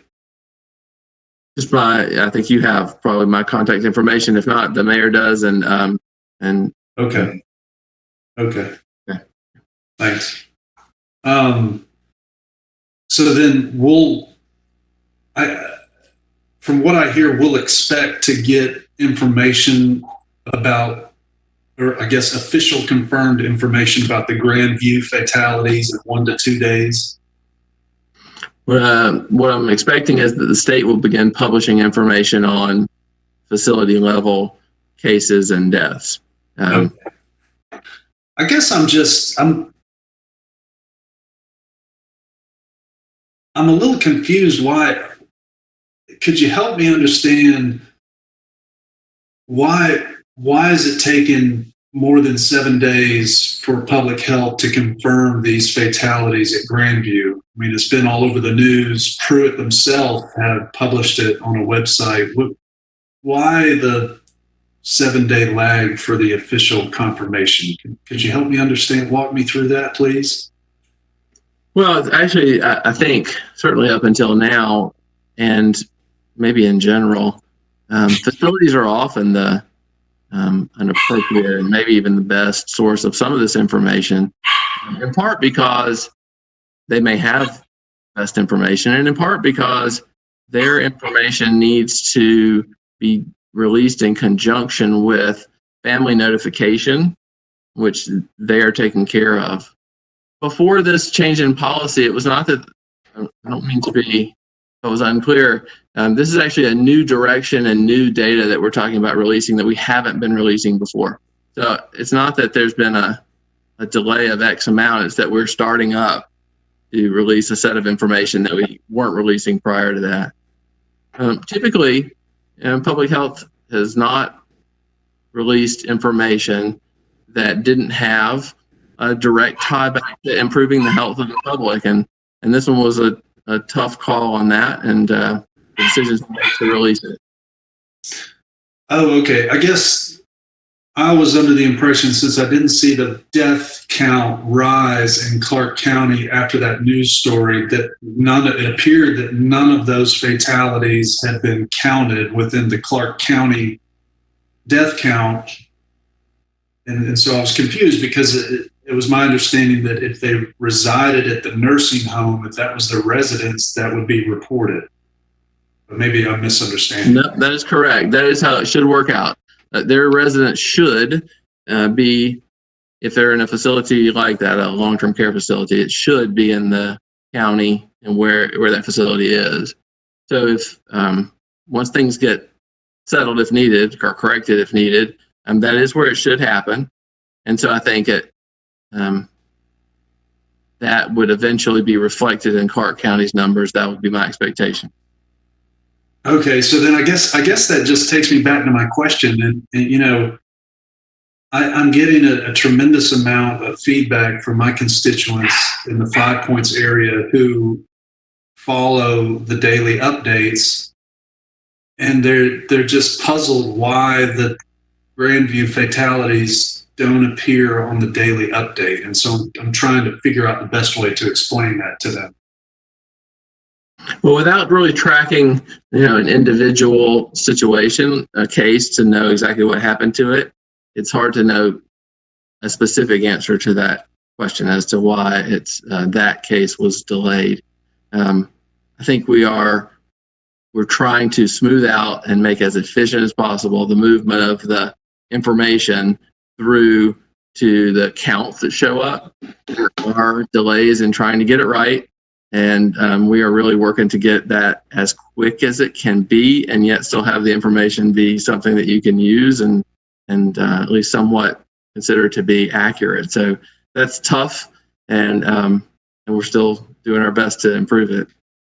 Yeah, I mean, it's been really tough for us too, to have 10 fatalities at one facility in our county, and to not yet have official confirmation of those fatalities. That puts the elected leaders of this county in a very tough position of trying to explain why. And I know my constituents I don't know what to tell them. What should I tell them? I don't know. I guess I would just reiterate my answer. There are delays in some of this, and we're trying to make it as quick as we can to get the information over there. Okay.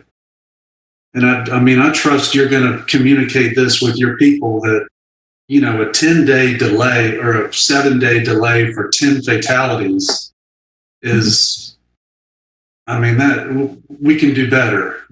Oh, I assure you, everyone is aware that that system should is getting it's getting a lot of attention, and it's okay. Thank you, Doctor. That's all I have. Thanks for your time, sir. I appreciate it. Sure. Thank you. Moving on, I think the last kind of set of comments I had were from Commissioner Neesmith. Yeah, Dr. Goggans, I want to ask a favor. This issue with the 10 deaths is really eroding credibility all around. Both for the Department of Public Health and for us. Many of my constituents say, I don't believe these numbers anymore. They're obviously wrong. If we could have somebody investigate those specific 10 deaths, one of the stories I heard was that they were reported to their official county of residence. In other words, where they used to live, as opposed to where they were living when they died. We needed confirmation of that. We need to get those numbers straightened out, because right now the Clarke County numbers are not credible to the public. They're just not credible. Sure, understood. I'm going to just ask you a favor and see if you can't get somebody to look into that and give an explanation and correct them if they need to be corrected. And folks are actually already working on that. Very good. Thank you. All right, Dr. Goggans, I really want to tell you thanks so much for spending some time with us and with our broader public this evening. It's been very beneficial, provided some great baseline information, and addressed some of the particulars of, as you've heard from commissioners here, what we're hearing about from the public too. So thank you so much. I wish you and your staff the very best in continuing to address this crisis. All right. Well, thank you for the opportunity. I really appreciate it. Commissioners, thank you for all the very thoughtful questions. All right, and everybody, moving on to the next item on our agenda tonight. We, of course, are prepared Mr. Mayor. 21, and chief among the activities that we always have to do as we look at the beginning of the year is examining our compensation, benefits, and wellness opportunities for our employees. So Traci Mason and Jeff Hale from Human Resources are going to talk about that. Mr. Mayor, before we move on, I want to ask a favor. Is there any way we can get Dr. Goggans' conversation with us transcribed? I'll check with staff on that. No, it's a good idea. That would be very helpful. There was an incredibly wealth of information there that needs to be shared as widely as we can. Thank you. All right. Thank you, Commissioner. All right. If Traci and Jeff are on, I'm going to go ahead and hand it over to them. Thank you, Your Honor. We're pleased to be able to present you all with some information tonight on FY21 benefits and compensation. Traci's going to walk you through the benefits section, and then Tom Quist will walk you through the compensation piece. So if we can turn things over to Traci, I think she can share the content. Traci, are you there?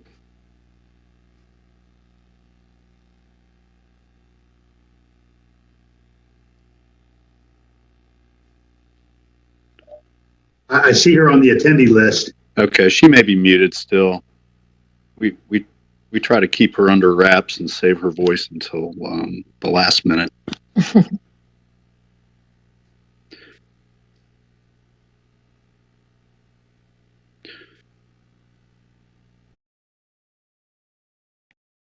Traci, if you're there,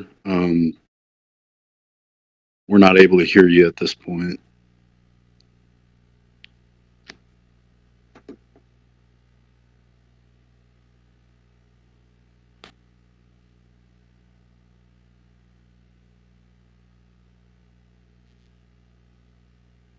I still see her as an attendee. Traci?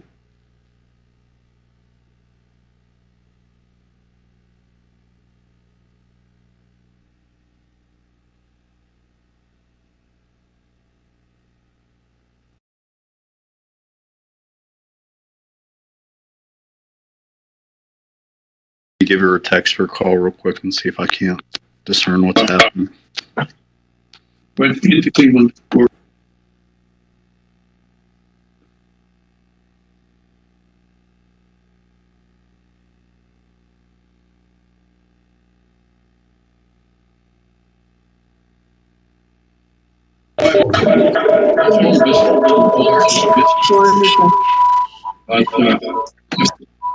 Can you hear me?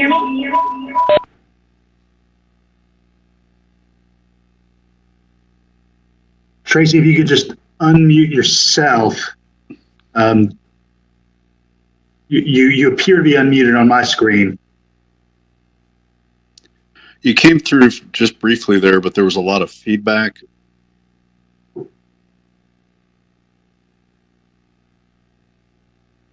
She came through briefly. There was a lot of feedback.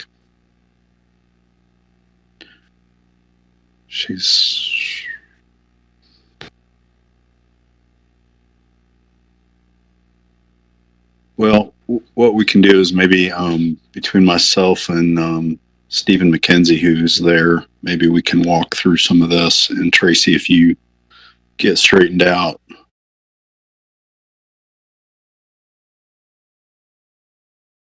We can go ahead.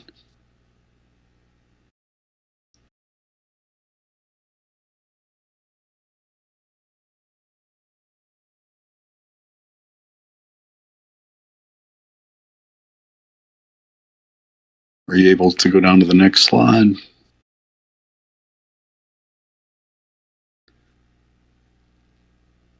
Okay. Can everyone hear me? Yeah, we can hear you. Okay, thank you, sir.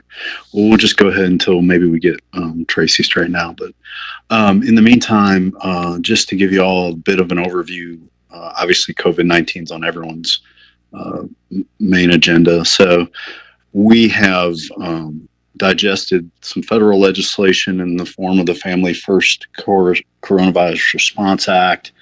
There are provisions in there for up to 80 hours for full-time employees of emergency paid sick leave and an expanded family medical leave that we have communicated out through the management team to the employees. And we're in the process of implementing all that comes with that. It's a fluid situation. There are still folks with questions, and for the most part, I think we've got those answered. And as we go through iterations of pay periods, it becomes more clear, and we're able to provide more guidance and answers to people's questions. In terms of the unemployment piece, I'm sure you all have, may become aware of some special provisions around unemployment related to the current economic crisis. We are currently looking at that through the lens of primarily our part-time employees, where we see initially that the government kind of made sure that they were made whole for any scheduled hours that they didn't get to work because of closed workstations. And we were looking at certain part-time positions where we don't anticipate them being able to come back to work. And we, through our mandate from the state, are filing for unemployment on their behalf, which provides a much cleaner, quicker process and gets them assistance much more quickly. It's a week-by-week kind of reporting, so if we need them to come work some, they can, without most likely offsetting any unemployment benefits. And when we're ready to call them back, we can do that very readily as well. And we're very careful to communicate to those folks about that, and we're still working our way through it. In terms of pay considerations, not sure I recall what that was about, but at any rate, in terms of our health plan, we have opted into providing COVID-19 testing at no cost share for our members, and we are absorbing the cost of any telehealth, which includes both, medical visits as well as any mental health visits, and we're promoting that regularly. We hope that people will avail themselves of that as they need to. If you've used that yourself, it's a really great service that we'd like to see utilized better. Now what? So it looks like we're backtracking. So this is kind of, you've seen this before. This is the sort of all the components of the benefits package that we provide. And certainly with each of these elements, we are monitoring all of the change and regulation and options that are associated with these elements as it relates to the COVID-19 crisis, both economically and in terms of health and wellness. The benefits team is doing a great job of really plugging employees into all the things that are available. Hello? You're there. Yay! I am so sorry. I tested this technology today and it worked fine. And of course, when you need it, it doesn't work. Apologies. I was doing so well though. I was having fun. But well, please, by all means, continue. You go ahead. All right. Where had you gotten? Because I was guessing. I had gotten, go down the slide, please. I had gotten to COVID-19 response and was talking through that. So, okay. So backing up. So I gotten down to the virtual healthy hours and fitness classes that people are responding very well to, and you can pick up there if you like. Perfect. Are there any questions so far from anybody? We'll try to go quickly, y'all. Yep. And again, my apologies for that technological glitch. Thank you, Jeff, for covering. But to pick up where Jeff left off, yes, we do have several virtual healthy hours and fitness classes that are ongoing, and we continue to add those as we talk with employees more and find out exactly what their needs are. We will be trying to direct content based on those needs. We're also looking at more creative ways to communicate with our employees. We're sending out weekly newsletters that we're calling Connected While Distanced, that we're emailing to the world and asking folks to post those in their facilities for essential workers who may not have email. Those are focused around, again, COVID response, how to protect yourself, how to access care through telehealth, how to get prescriptions delivered through the mail so that they're not having to make trips to the pharmacy. So, and again, just ways to stay physically and mentally well during this event. But because we are limited with how many employees we can reach just through email, we are partnering with Epic to create, for lack of a better term, a survival guide. We'll have one tailored for our active employees and one for retirees that will be direct mailed to their homes, again, with information on how to protect themselves, how to stay healthy, and again, how to access care. So all of that should be going out within the next couple of weeks. We'll also include information about ACC-specific policies on reporting time and the DOL regulations that have come out. All those will be posted in the guide as well. So moving on to our benefits, just a reminder, Athens-Clarke County government does offer a comprehensive benefits package. We focus on financial and estate planning, income protection, healthy mind, body, and spirit, and of course our insurance coverage. There are pieces of this puzzle that Athens-Clarke County provides at no cost to our employees, but then there are pieces that employees have the option of building their package to best suit their needs. Now with that, we do have requests in the budget for a process improvement, and that involves outsourcing our family medical leave administration process. Family medical leave can be very cumbersome and complex. Before this COVID event occurred, we were tracking about 55 separate family medical leave cases, some of which do turn into short-term disability. That is a very time-consuming process that comes with a high liability because of potential HIPAA violations and other regulations related to family medical leave. There are liabilities not only on the organizational level, but down to employee-specific levels. So if a supervisor does not properly alert someone to the fact that they may be eligible for family medical leave, there's liability on HR staff who's administering this. So high liability level there. Now with the COVID pandemic, we now have 73, as of today, individual COVID leave requests that we need to go through. With the expanded family medical leave, it has now added some eligibility to FML that did not currently exist. So that has increased that workload as well. The regulations get very complex, especially with intermittent leave. There's questions on what's eligible for that. By outsourcing that, we could host that somewhere that would remove that liability from Athens-Clarke County staff, and we'd have someone that would be dedicated purely to those cases. So those would be handled appropriately according to all federal regulations. Any questions about that before I move on to benefits? Okay. I have a quick question about the COVID leave. Yeah. Are these individuals who have actually been diagnosed and are symptomatic, or have they just been exposed and are under quarantine? Do you have any details on the nature of the leave?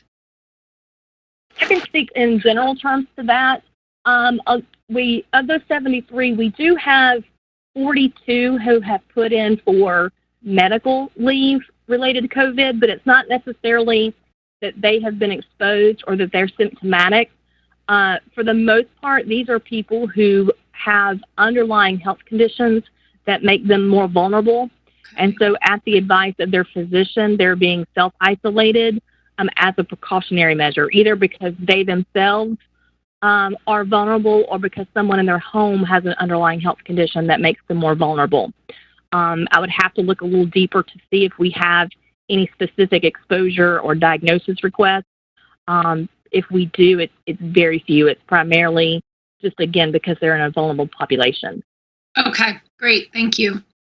You're welcome. Any others? Okay. So moving on to our voluntary benefits, these are benefits that are paid for 100% by our employees. There is no Athens-Clarke County contributions for these. That includes our dental and vision plans.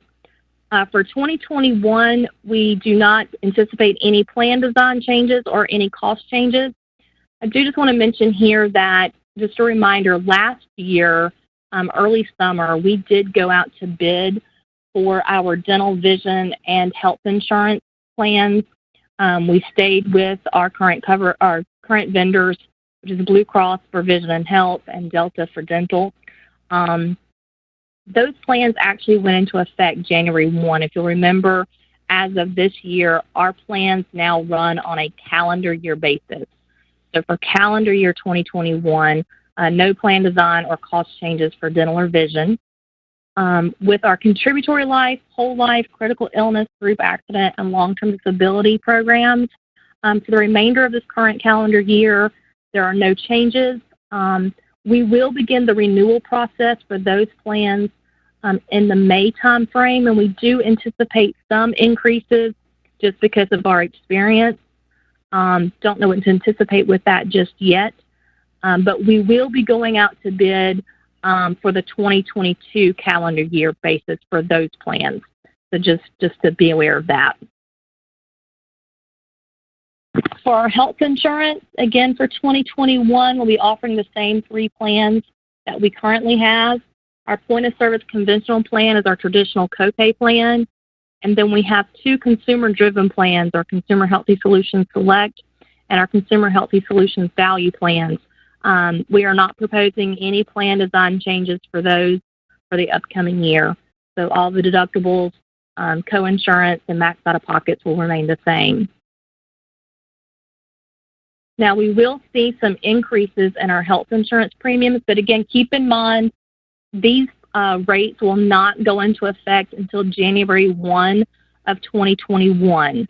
But we do, in our budget request, reflecting the remainder of what we will need for this current calendar year and then the first part of 2021. So we would have a complete FY21 budget request.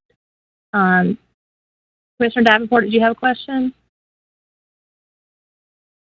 Yes, I'm not too familiar with the healthcare provider industry, but it just seemed like the ACC health insurance continues to go up, whereas with like my personal business with Peachy Green, our health insurance is going down. And I just could you explain why the health insurance continues to go up? And 27 like for E only on the conventional, 27.39 for individual. That's a lot per month. I'm just trying to look out for the ACC employees and have just get a better explanation as to the rise in healthcare costs.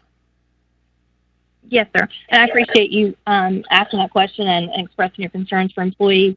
Our rates are based on, because again, we're self-funded, so our rates are actually based on our experience. So when Epic looks at our experience, they're making some projections of what we will need moving forward, and then base that on each of the plan levels that we have. So when we budget for health insurance, we're budgeting purely for what we think our programmatic costs and claims experience will be in the upcoming year. So it's pretty much driven by our costs. We do often have a lot of high cost claims. High cost claims, we do have a stop loss at $175,000. So the first $175,000 worth of claims do fall onto the plan, and then after that, our stop loss insurance kicks in.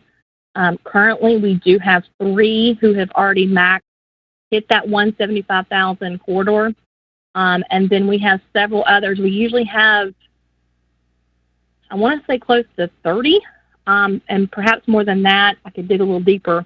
That go above 50,000, but don't quite hit the 175. So we're absorbing all of those costs, and that often is what's driving this experience.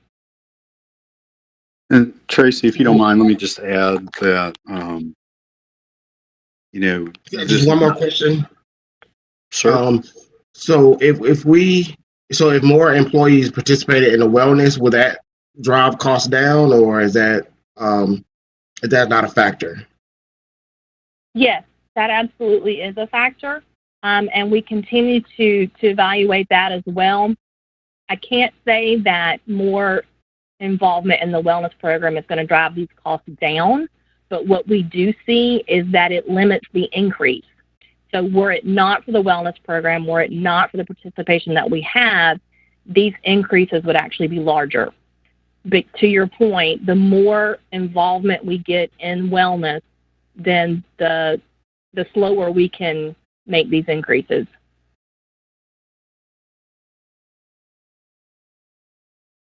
And Jeff, did you want to add something?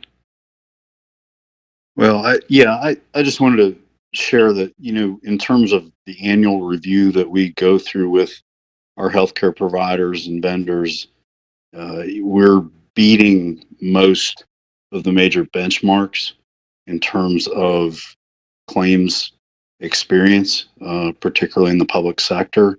And you're right, Commissioner. The bottom line is the way to keep premiums down is to keep claims costs down. But to the extent that there are people with conditions that simply aren't amenable to wellness, people have genetic predispositions and such, or catastrophic kinds of things happen, those do impact our experience, and those are things that every employer has to contend with. What we can do is plan and program around the data that we see, which we do a pretty good job of, as far as where are the costs we can control. And that's where wellness will often target its efforts with employees, and we continue to work really hard at that. And so it's really a matter of it's not as though we'll be able to reduce the costs of premiums. What we can do is sort of bend that curve. And just my final question, I promise, competitiveness, like when with other county governments, are our health premiums pretty competitive? Our plans, are they competitive to other counties and other entities? Yes, sir, we do look at that. We do compare ourselves with other jurisdictions. We do believe that our plans are very competitive, especially when you take into consideration our wellness efforts and the incentives that can be earned through wellness. That does make us very competitive in the market.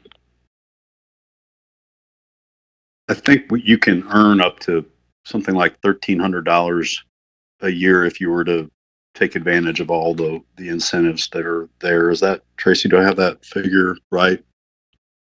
Yes, so you can earn $600 a year, which comes into play of a premium reduction by completing your health risk assessment. So that's the basic biometric screenings that we offer each year. Just by doing that saves about $600 in premiums for employees. And then above that, they have the opportunity to earn up to an additional $700 through actual participation in the wellness program and logging their activities in the well. So yes, the opportunity for about $1,300 per year. And I would like just to point out the premiums that you're seeing on the screen currently are the monthly premiums, and this does not reflect the savings that they could see, which is about, I think it's around $46 a month that they could actually save in premiums by completing their biometric screening each year. And in addition to that, one thing that was not reflected is we do have a spousal surcharge. So for employees whose spouses have access to other group coverage, but opt to have their Athens-Clarke County insurance be the primary coverage for their spouse, there is a surcharge for that, which is approximately $50 a month. And then, I'm sorry, it's $70 a month, $35 pay period. And also, if they use tobacco, there's an additional tobacco surcharge for that as well. So it could be that their monthly premium is more because of the surcharges, or it could be less with the health risk assessment credit. Other questions related to the rate? Okay. So the next slide, we just kind of wanted to show you some examples of potential paycheck impact because of the rate. This first slide shows the impact of the rate with the 2.5% salary increase that has been proposed. In these examples, what we've done is we've taken the lowest paid employee with each of these health insurance coverages. So the person with point of service conventional plan has employee only coverage. We took the lowest paid employee there for our example. So what you see is their current monthly salary, their current net check, then what their proposed salary would be for FY21 with the 2.5% increase, the proposed health insurance rate, and then what their estimated net check would be with that pay increase and with the health insurance increase. Now, I do have to make one little caveat here. This does not take into consideration other deductions that they may have. It doesn't take into consideration if they have any child support coming out, contributions they're making to the deferred compensation plan. So these are just rough estimates just to give you an idea. But with the 2.5% increase and the increase in premiums, everyone would still come out with a higher net check, with the exception of the person, this in particular person, who has the POS family plan. Their check could potentially go down just a little over $17 a month. But for everyone else, their monthly increases you see range from a little over $7 to upwards of $40 a month. Now, similarly, we looked at the impact with no salary increase. As you can see, everyone's check within this example would go down as little as $9 a month to upwards of $74, $75 a month with the increase in health insurance, but no increase in salary. And I'd like to just be clear that, we in HR, we don't like to talk about these two things together because we don't want to lend the impression that increases are based on how much the health insurance may go up or down. They're completely separate analyses, but as you know, from a household point of view, it matters. And so we're simply demonstrating that to the best we can without knowing what everyone's choices might be. Thank you. So our proposed budget for FY21 for the 608 fund, we're asking for $11 million in ACC contributions. Employee contributions would be about $5.4 million. Again, the family medical leave outsourcing would be $40,000. Again, this year, we're asking for $26,000 for ACA compliance. That's for the system to help generate the 1095s that are required as part of the Affordable Care Act. Our basic life insurance that the county provides at no cost to employees is about $400,000. So all totaled, that would be $11.47 million for 608 fund. In addition to that, we are asking for $50,000 to fully fund the tuition reimbursement program. And Commissioner Wright, I saw your hand go up. Did you have a question? Thank you for noticing that, but you gave me the acronym for ACA, Affordable Care Act, so that's what I was looking for to understand that. Thank you. Thank you. Commissioner Link?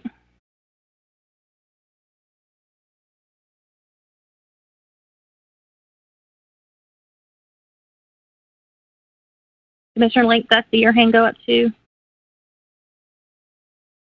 Sorry, I was on mute. Okay. I have a quick question about the tuition reimbursement program. I'm just curious to know how well it's going and if our employees are taking advantage of it. Yes, ma'am. It's a very popular program. This year we actually ran out of funds. We did not fully fund it last year, and so we did tend to run out of funds. But just to give you an idea of what we've had for 2019, again, we had to limit it. We had 23 total requests that we were able to fund. We have 14 employees total with in the police and sheriff's office. We have 8 bachelor's degree programs and 6 bachelor degree candidates.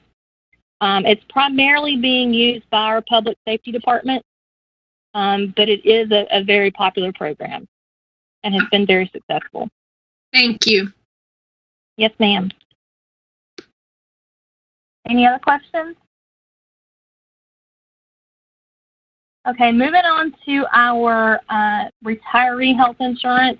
Just a reminder that with our retiree health insurance, we do offer a different point of service plan that's a little richer than our current plan for actives.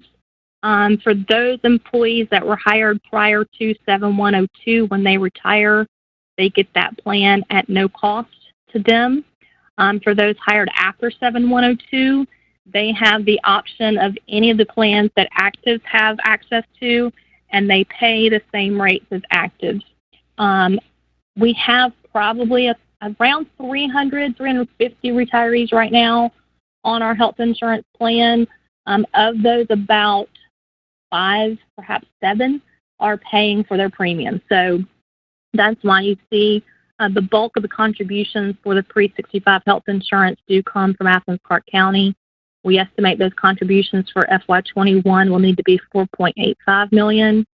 The basic life insurance for retirees is $215,000, and then we do have consulting fees built in there as well. Now, for our post-65 retirees, just a reminder, they move to the Medicare exchange, and they come off of our group plan, but Athens-Clarke County does provide a health reimbursement account to help reimburse them for those premiums. So the total for that will be $1.5 million, which brings the total for the 706 fund to $6.65 million for FY21. And then our projected pension contributions. You can see what's been projected out by Aon. For FY21, we're looking at $10.7 million. And then you can see the projections for the out years. Now, I do have to say these projections were calculated prior to the COVID event. There's still a lot of uncertainty about how this event is going to impact the economy.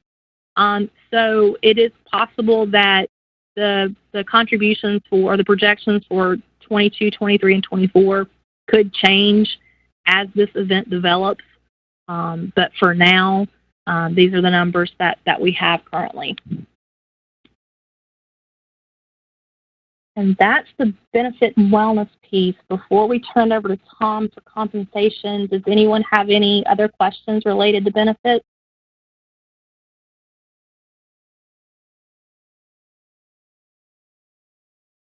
Okay, Tom, turn it over to you. Okay, can y'all hear me? We got you, Tom. All right, very good. Thank you, sir. Okay, so I'm going to try to keep this kind of brief and answer any questions that you guys have. We've been a bit busy lately, so I want to give you an overview of our compensation strategy, the philosophy that we've had in place for some time, and we try to keep it simplified by using a nice little 3-word alliteration here of recruit, retain, and reward. It's a 3-pronged approach to ensuring that our compensation package for our employees is able to support our need for talented employees. So on the recruitment side, we want to make sure that our pay structure itself, our pay table, so all the different pay grades and everything like that, we want to make sure that those are competitive, particularly with the entry rate, so that when we go out looking for new folks to fill positions, we're attractive compared to other employers in the area. In terms of retention, it's important for us to make sure that our employees, as they develop proficiency in their jobs, they're moving through the pay range.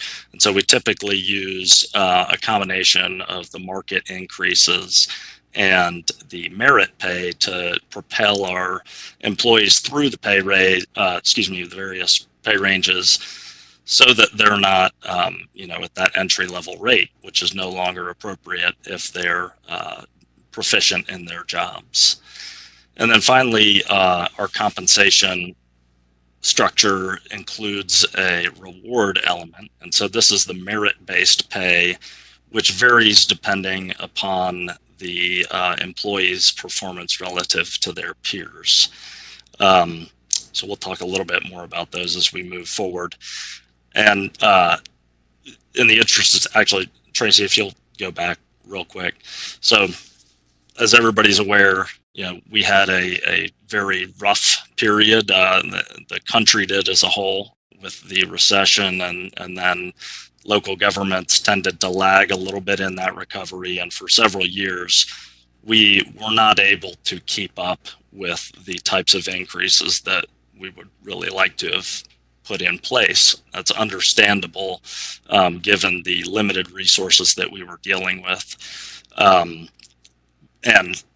But one of the consequences there was it created some issues with our structure, not giving raises over time. You did have a lot of folks towards the bottom of the pay ranges. Our pay ranges weren't increased as regularly as they should be, although fortunately a lot of our competitors were in the same boat, so it wasn't that wasn't particularly challenging for us. Thankfully, the Mayor and Commission supported the efforts over the past couple of years of the pay study, and we were able to provide a nice boost and to clean up a lot of the sort of stagnation that had occurred over time. However, it was a large challenge that had, I guess, a problem that had grown over probably close to a decade, and so trying to fix that in one fell swoop isn't realistic.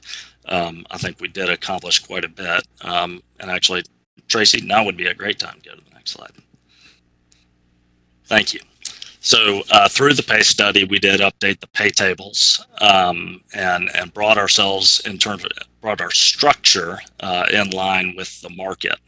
If y'all recall, our consultants did a market study, and they went out and surveyed close to 100 different positions, and then internally aligned our positions to those that we were able to kind of measure against the marketplace. So that we feel like we did successfully get the vast majority of our positions where they need to be in terms of their minimums, their midpoints, their maximums. We feel like we're in good shape there.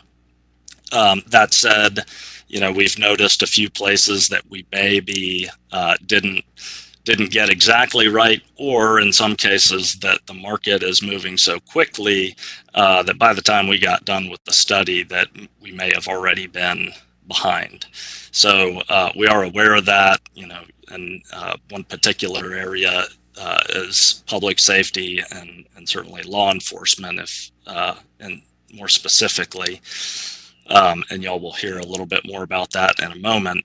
But just want you to be aware that we're continuing to look for ways to refine, improve upon what we have already done with the study, and we recognize that there is more work to be done. Sorry, Traci, go back. Thank you. So in addition to updating those pay tables, the pay structure, we did provide pay adjustments to employees. Everybody moved at least to the new minimums of their position's pay grade. And then we also attempted to place people within each of their pay grades based on a single formula that accounted for their time within the organization as well as their time within their position. And I think it's not an ideal way to set pay through a one-size-fits-all formula, but you really don't have a lot of great options. And so, you may have heard some feedback, some positive, some negative. We definitely heard some of each. And unfortunately, some of that is just the nature of trying to correct a problem that has developed over 10 years with a one-size-all formula. considering we had to do that, I think we did a pretty good job. We were also limited, understandably, by the amount of resources that we had to put into those placements within grade, and so we're still maybe not where we would have been had the recession not hit. Folks are still not progressed as far through their ranges as we might like for them to be, given their time in position and proficiency. The last thing I'll mention here is that another achievement of the pay study was that we were able to create a separate pay plan for public safety, which we felt was merited just based on some of the uniqueness of what they do, how they're organized, and while we've heard some critiques about how it panned out, it really did set the stage for us to look at this further, which is what we're doing now. Traci, go ahead, please. Thank you. I have a question. Sure thing. On the public safety, you say you're doing more work. This is a pretty high priority for us, I think. Are we still having difficulty recruiting for police officers? I think it is. I think it's getting better. I think we have definitely had some challenges with the police and sheriff in particular. Those are the two hot spots for recruitment challenges right now. And Jeff, if you're on, you may be able to speak to that a little bit. Good question, Commissioner. We certainly we are no different than anywhere else. It's a national problem, and pay is an element, but in some ways the big fish eat the little fish. We're up against whoever has more resources to throw at it. Public safety has done some really good work with us to develop a proposed transitional or pay plan, more like a step plan. We are working actively on that to see how we can solve some of their concerns and problems in terms of recruitment and retention through that effort, which we'll talk a little bit more about. But we've tried to provide every, recruiting advantage we can. We've met with the statewide Department of Labor representatives to try to utilize their network throughout the state to get our jobs in front of more people. And there are all kinds of efforts ongoing, but that is a particularly difficult nut to crack. How about turnover? Is the turnover still pretty high? I would say that it has leveled off considerably. I watch it every week, and we're not seeing nearly as much turnover. Where we are seeing it is probably at this point at the lower end of the rank structure, where unfortunately we invest in somebody over 2 to 5 years, and to the extent that they become proficient, they're able to, if they want to, go off into another jurisdiction where maybe policing isn't nearly as challenging for the same or better money, or due to the challenges, they may take a cut and go to a less challenging jurisdiction. And so, these are things that some of which we have control over and some of which we don't. But in terms of the type of turnover in law enforcement that we saw a year and a half ago, and one would expect going forward, is not going to be nearly that as bad. Yeah, of course, some circumstances changed, which had nothing to do with pay, but yes, sir. I look forward. Just pay. Maybe there's enough money to throw at it, but as you know, the national narrative and the difficulties in policing, on top of everything else, make that a challenge. I think we have some excellent leadership now, which I think gets some credit for a lower turnover rate. Certainly agree. I look forward to seeing the results of your work, and I encourage you to do that as soon as you can. Thank you. Thank you, Jeff, and thank you, Commissioner Naismith. Traci, you can proceed, I think, through this one and the next one. Go ahead, one more. Thank you. So in a moment, I'll give you a little bit more information about the public safety, but we are considering some specific plans or addressing public safety separately from the others. And we're working on kind of finalizing some recommendations or some options for what that might look like. We've been putting this together as quickly as we can, but also being very thorough and making sure that we're not jumping into any decisions without making sure that they're really in our employees' best interest. But before we get to that, quickly, what we're recommending for the unified pay plan. So this is basically everybody with exception to those sworn or certified positions: police officers, sheriff, firefighters, corrections, probation. We are basing our recommendation on the employment cost index, which is a measure of employment cost provided by the Bureau of Labor Statistics, as well as some market survey data that we gathered from a survey we conducted in-house this year. So these recommendations are in alignment with what we're seeing from those two sources. We're recommending a 1.5% merit pay increase, and this is available to any employee who's been with us since the end of last year. Anyone who scores a 3 or better. The actual amount that an employee would get varies depending on their performance score and the director's allocation of those funds. They kind of have some, we give the directors the ability to allocate those funds across different score categories so that they have a little bit more control and ability to reward their highest performers. In addition, we're recommending a 1% market adjustment. So that's for a 1% flat increase across the board. At this point, we're not recommending a pay table adjustment. We feel like we're sitting pretty well, having just done the study and set the structure. The cost for these increases is $740,000 for the general fund, and across all funds, it's a little over $1.3 million.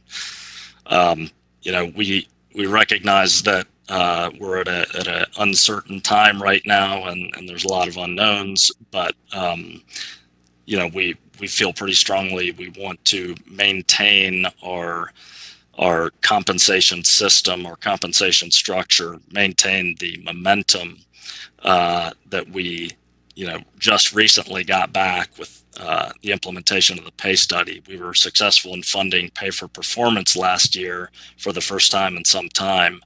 And while that remains our philosophy, it's important that we continue to fund that, or it loses its credibility with the employees. So we continue to be focused on bringing back pay for performance as one of our central tenets for moving employees through the range. Okay, next slide, Traci. So we've been, as I mentioned, for public safety, late last year, a team of folks from within the public safety departments did some research and developed a proposal for a step-based pay plan.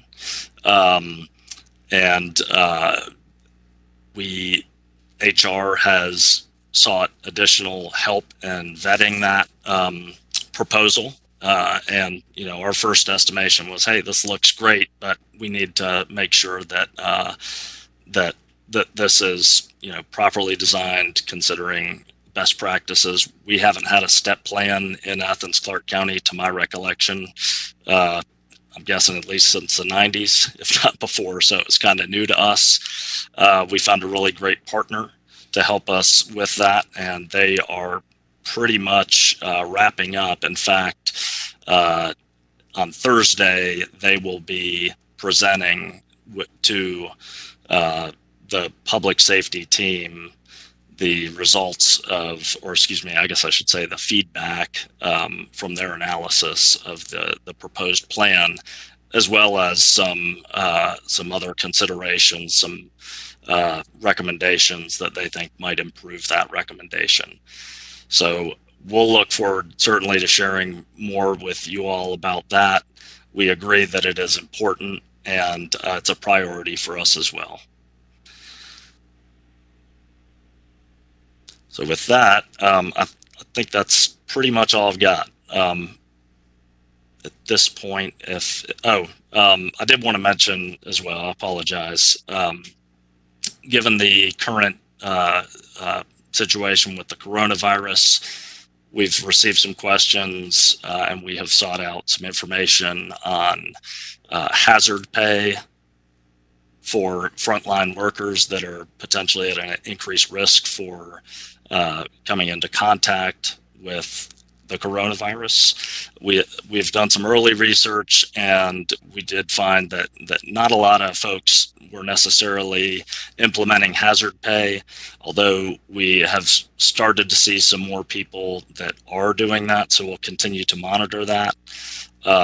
We are also researching options, including potential additional leave. So it'd be sort of like hazard pay, except for it would be hazard leave. So that's something that's ongoing, work that's ongoing right now, and we're hoping to have some recommendations here in the very near future. And with that, I will open it up to questions for Jeff and I.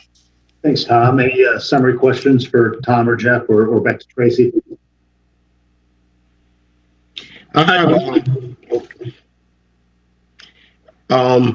Just one clarification on the can you explain a little bit better about the pay for performance? It states that most employees continue to lag well below the midpoint of pay. Are the ACC employees not performing well, or they're not? Can you explain that a little bit better? Sure, no problem. Okay. So it's really, I think it's a function of, we have pay grades that range in width. Well, let me see if I can not go down that road. Hey, Tom, one way to look at that would be that pay for performance has not been funded. So that's the primary way our system is designed to move people through the pay range. So it's not that they haven't been performing, it's that the organization has not been performing for whatever reason. Some of those very good reasons, and sometimes it's a question of just not paying attention to juggling all those balls across time.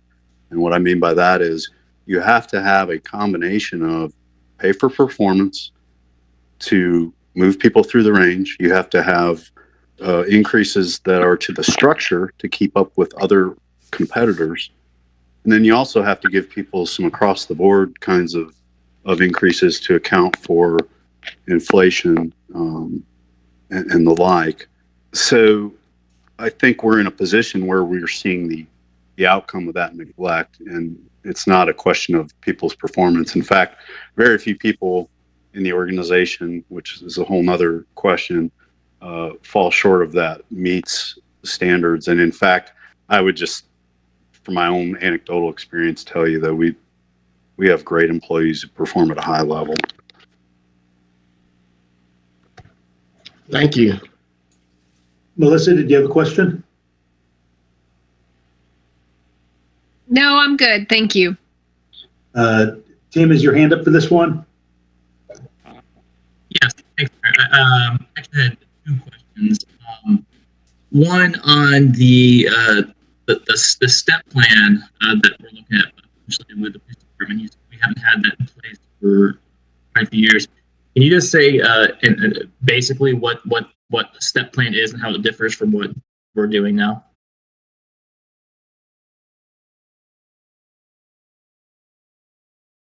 Did you get that, Jeff? Yeah. Yes. Yeah, I got that. Go ahead. Okay. Yeah. So right now we have an open our pay plan it's considered an open range plan. So there's not like set increments between the minimum and the maximum. The step plan basically creates specific points between the minimum and maximum that employees are placed on, depending usually on time in that position, maybe time in the organization as a whole. Rather than, some sort of percentage increase based on funding available. So like we right now might do if we did a 1% pay increase, people would move 1% within their range and they would fall wherever they would fall. Typically a step plan has, those set increments and you move from one step up to the next. Typically, the organization would decide to fund a step increase or not for the year. Ideally, we do. And so everyone would move up one step within their grade. But the number of steps in each pay grade could vary. It could be 10 steps or 30 steps. The distance between steps can vary. So it's just a little bit more structured. It's a little bit more predictable. It's a little bit easier to understand, I think, for employees than the open range. And I think that's one of the appeals that we've heard from the folks in public safety is that they think it'll be a little bit easier to kind of see where they have the potential to end up. Now, it's important, to recognize that a step plan, it's not a guaranteed raise every year. It still has to be funded.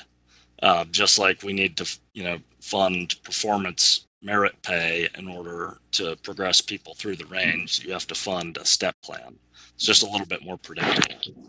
And Tom, let me kind of add, just for context, we're looking at potentially, if this were something the organization decided to do, there's a lot of work that would need to be done. It's a very complex effort in trying to move basically a third of the workforce into a new pay plan, a new way of thinking about things. And there are some trade-offs and things that need to be well communicated and considered.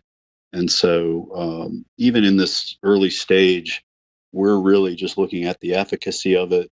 Is the current proposed plan, ballpark in terms of costs, and then where do we go from there?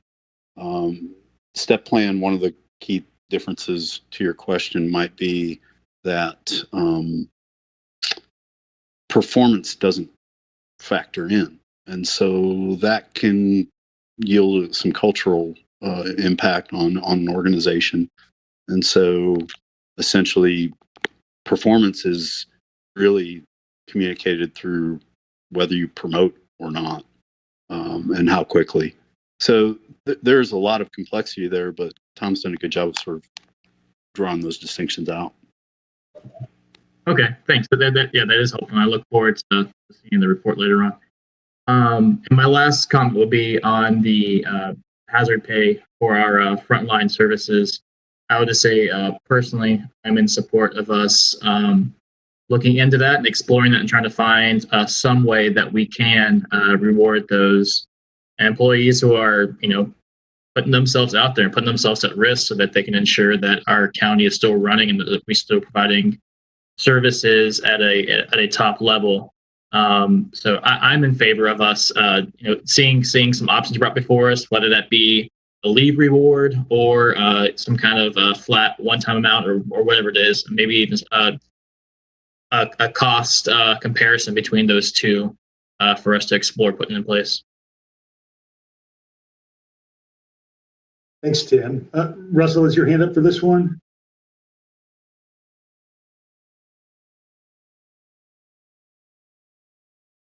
No, move along. Thanks. Commissioner Thornton, is your hand up for this one?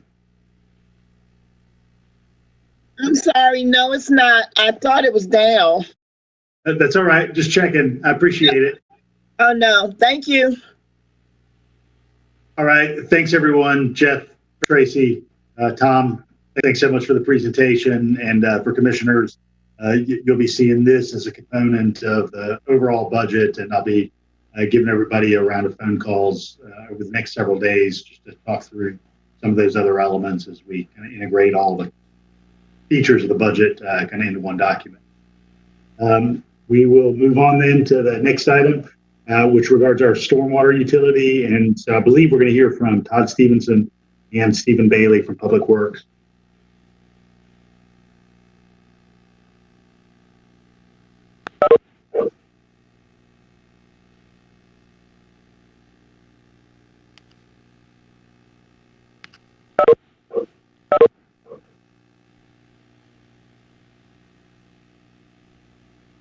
Stephen, you guys there? I see that Ronnie Kentreve is on as well from Public Works. This is Stephen. I think Todd's working on his audio.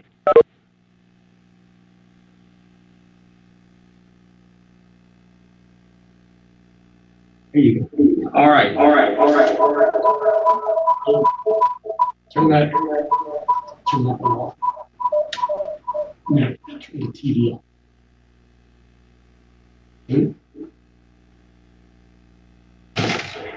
Houston?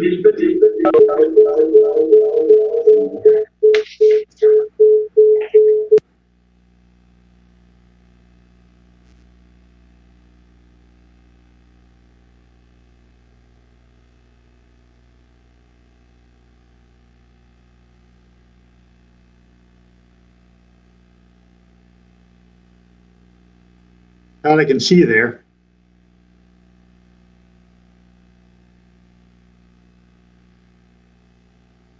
And Todd, remember you've got 2 mutes. One's on WebEx and one is on your internet.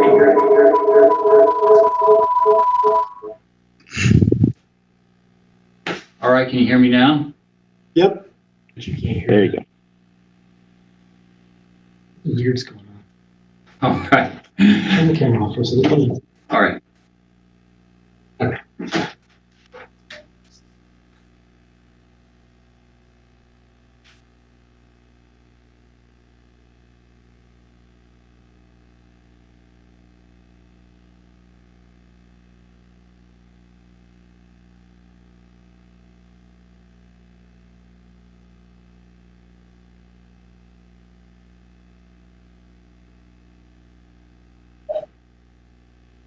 We had some staff audio and then it went away.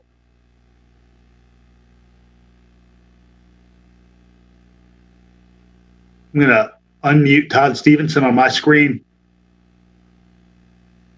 Okay. Can you hear me? I've got you, but I've got a significant echo. You got 2 computers on? You have 2 computers on, Todd? For some reason, our telecom is not picking up your voice. Well, I don't know why. Okay. Well, we can hear you at this point. Yeah, sounds good. Yeah. Let me call in on the cell phone. Well, we got you now. You can hear me? You're good. Yeah. Yeah. Back up? No feedback or anything. You're good. Okay. You hear me? Hear your phone, too. Go right ahead. Okay, very good. We'll go ahead then. I am going to run through some stormwater issues that relate to keeping roads open. Go ahead and turn the camera on. Which, by the way, is something we all benefit from. And then hand off to Stephen Bailey. So I'm going to describe all of the problems, and then Stephen is going to come through with all the answers. The focus is going to be on pipes, and in particular, pipes that carry streams, waterways, under roads. Sometimes we call these live stream pipes or culverts. Culverts are just another name for pipes that cross under roads. Most of the time when we drive these roads, we don't even realize these pipes are there.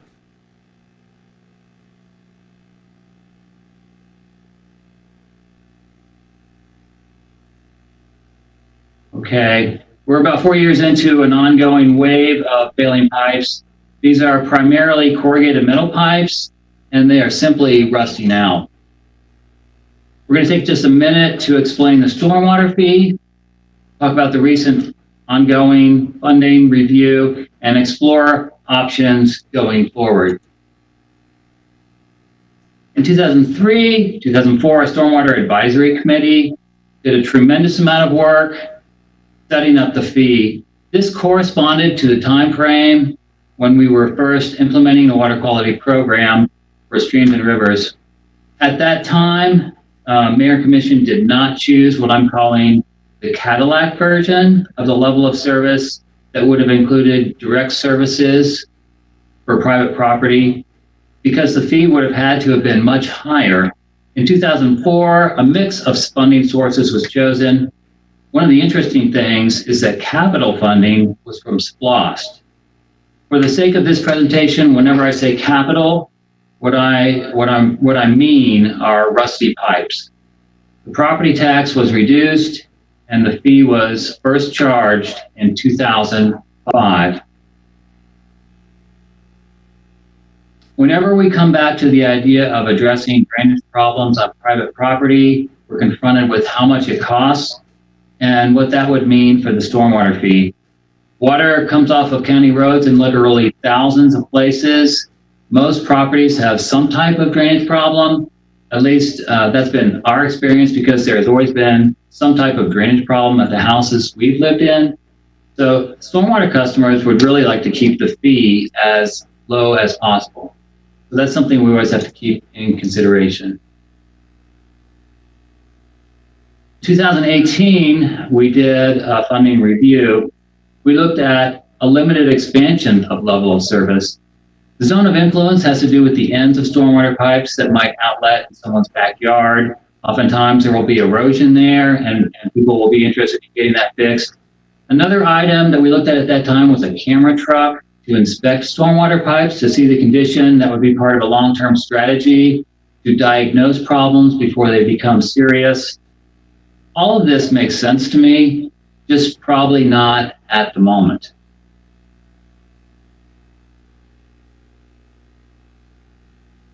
What we came up with in 2018 was the need to prioritize replacement and repair of failing pipes, keeping in mind that capital is the same thing as rusty pipes in this presentation. Number 3 has to do with the zone of influence around pipe outlets I mentioned before, but our focus and priority at the moment has to be keeping the roads open. There were other capital needs that we looked at in 2018, but when it came down to it, replacing the rusty pipes was the one thing we knew we absolutely had to do. We estimated that would cost $22 million, which could have come from SPLOST, a fee increase, or some combination of the two.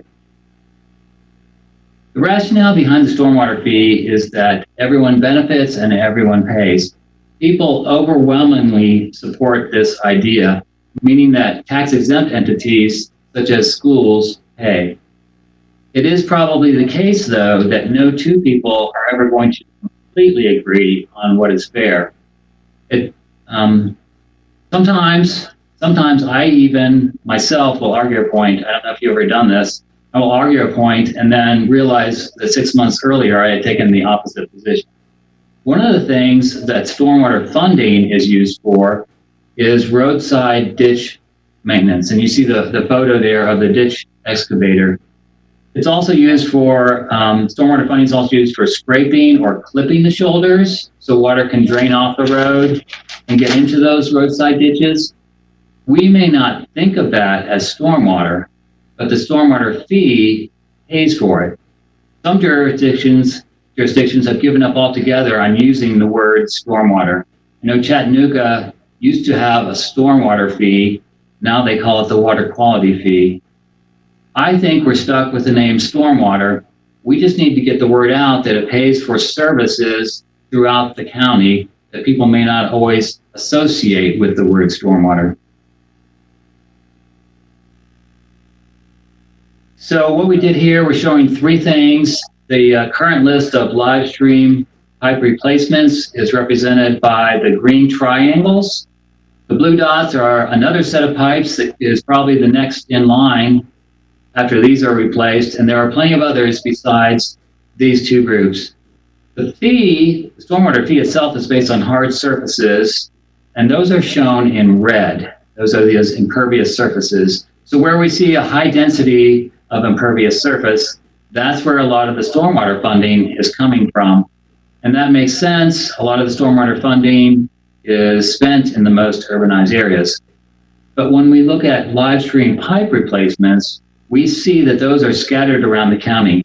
Remember that even though the fee was not originally intended to pay for pipes, it has been used in recent years for emergency pipe replacements. Stormwater services are spread throughout the county. The fee says a roof is a roof, no matter how many stories are below it, or how valuable the building is, or where it is, or what it is used for. Property tax says, let's base the tax on property value and not charge tax-exempt entities. So those are two different philosophies, the fee and the property tax. And there is plenty of room for reasonable people to disagree about which is the most fair. We're just gonna quickly run through some of the pipes we're looking at now. This is not intended to be a comprehensive listing of pipes with problems. That's a separate presentation for some other day. Charlie Bolton is a couple miles north of Winterville. The road is still open. The pavement on top of the culvert is starting to collapse, so we monitor that every week, and we've contracted for design. Seagraves is off of Lexington on the east side. The upstream end, as you can see, is a mess. We're looking at replacement. This is the only access for a large residential area. Carriage Lane off of Barnett Shoals will soon be under construction. I believe Mayor and Commission have recently approved that contract, awarded that contract. Lavender runs between Tallahassee and Jefferson. It's on the live stream replacement list. There are no immediate plans for replacement. I don't believe there are, but apparently it wasn't installed correctly, or it wouldn't be so deformed. How long is this one going to hang in there? We're not sure. We monitor it like all the others. Hemlock is in a neighborhood off of Danielsville Road, across from J.J. Harris Elementary. This failed a couple of months ago during a rainstorm. The road has been closed since then. Streets and Drainage will replace it. Another pipe in this neighborhood was replaced about 5 years ago. Athena is closed. Design and construction will be contracted out.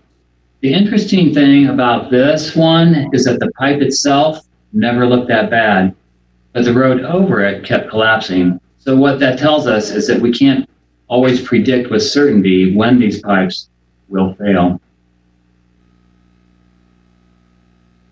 So we don't have time to go into detail on all these items. I just want to point out that these are all valid stormwater investments. Given the current circumstances, though, we can't afford all of this. So it's about prioritizing. In Transportation and Public Works, we are sharpening our pencils, rolling up our sleeves to figure out how to keep the roads open. That means finding ways to reasonably minimize pipe repair and replacement costs. So this is what where we end up with our core stormwater investments for resiliency. A few months ago, a headline in the red and black caught my attention. It asked, what will Athens become?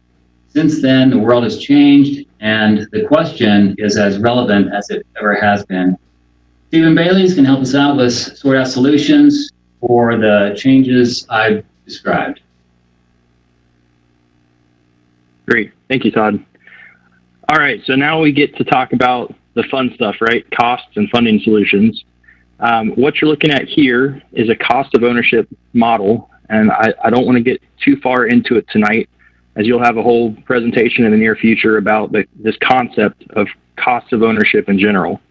But for tonight's purposes, just know that it represents the needs for capital maintenance and budgeting for the life of existing assets, or in Commissioner Wright's words, the repair what's there model.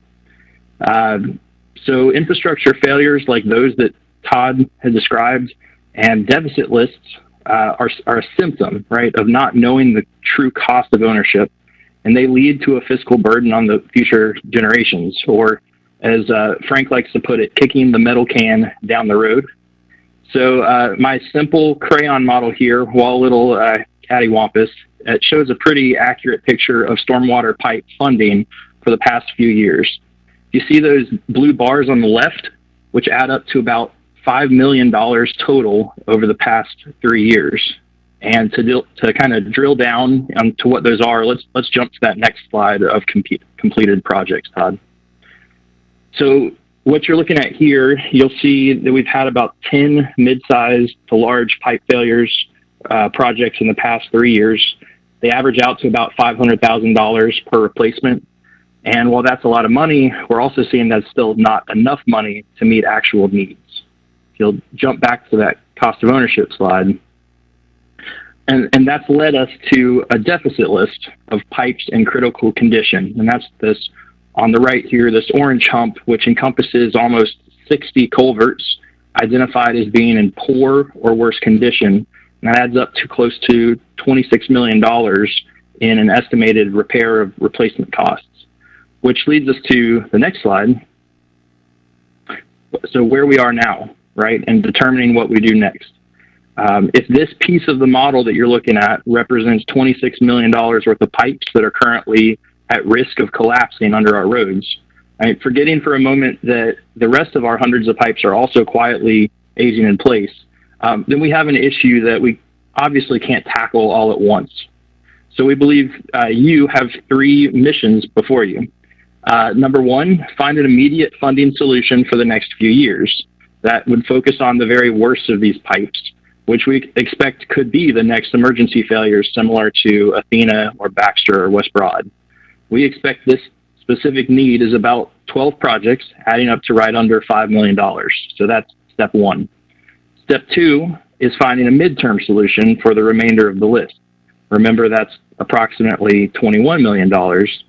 We can limp along until that 2023 T-SPLOS, then that funding source seems to be the most apparent solution to this. Similar to how we used existing T-SPLOS to knock out that paving deficit list this past few years, it would get us back on track with stormwater pipes and focused at planning and maintaining instead of reacting to failures, which brings us to step 3, which is refining the long-term cost of ownership and developing a sustainable funding plan for the infrastructure. So what you're looking at now is funding options, which we do have. For the immediate need, that could be using SPLOS 2011 excess funds, maybe as much as $3 million, and the initial $500,000 allocated for pipes in SPLOS 2020. In addition to these, with the cost-saving measures that Todd mentioned earlier, we expect to find as much as $600,000 for capital needs by the end of FY20 through the Stormwater Utility. And with a combination of these sources, we're hoping we can find that immediate $5 million.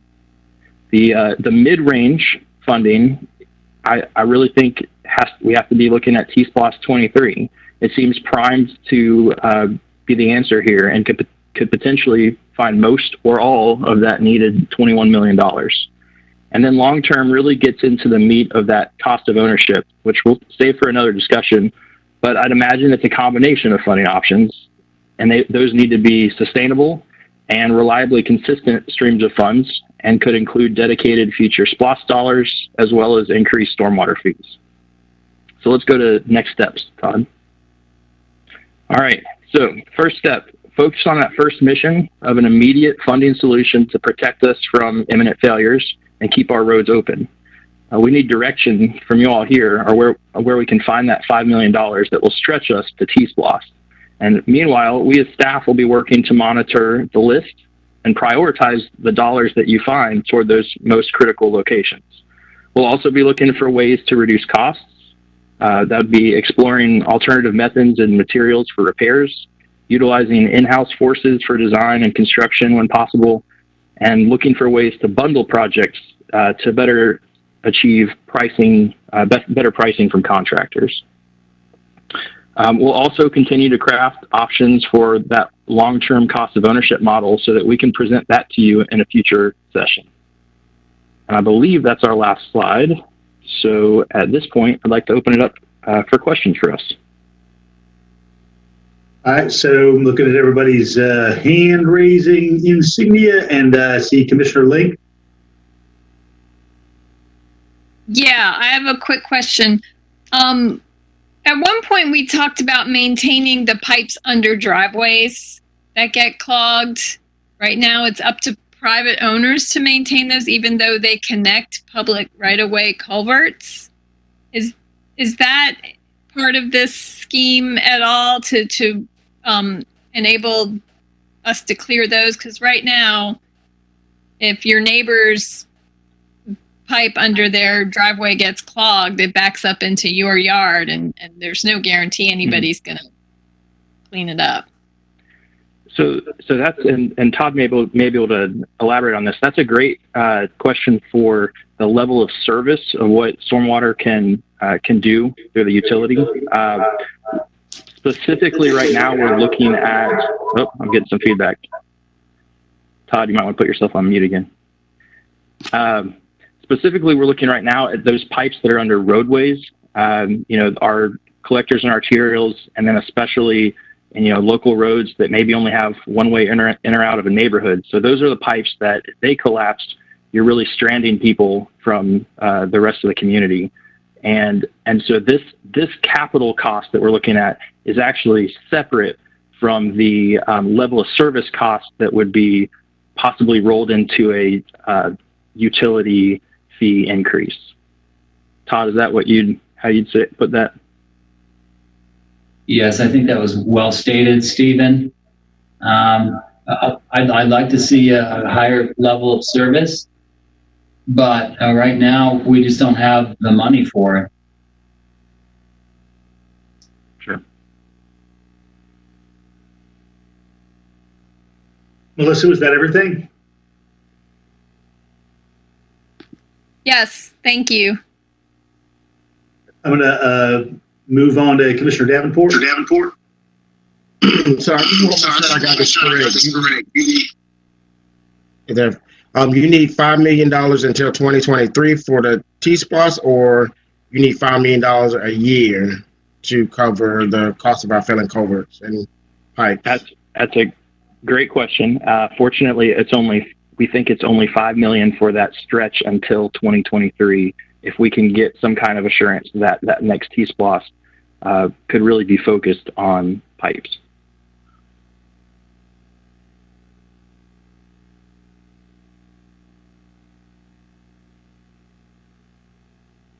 Commissioner Thornton? I'm coming. Here I am. So if we get to 5 million until the next T-SPLOS, would that be a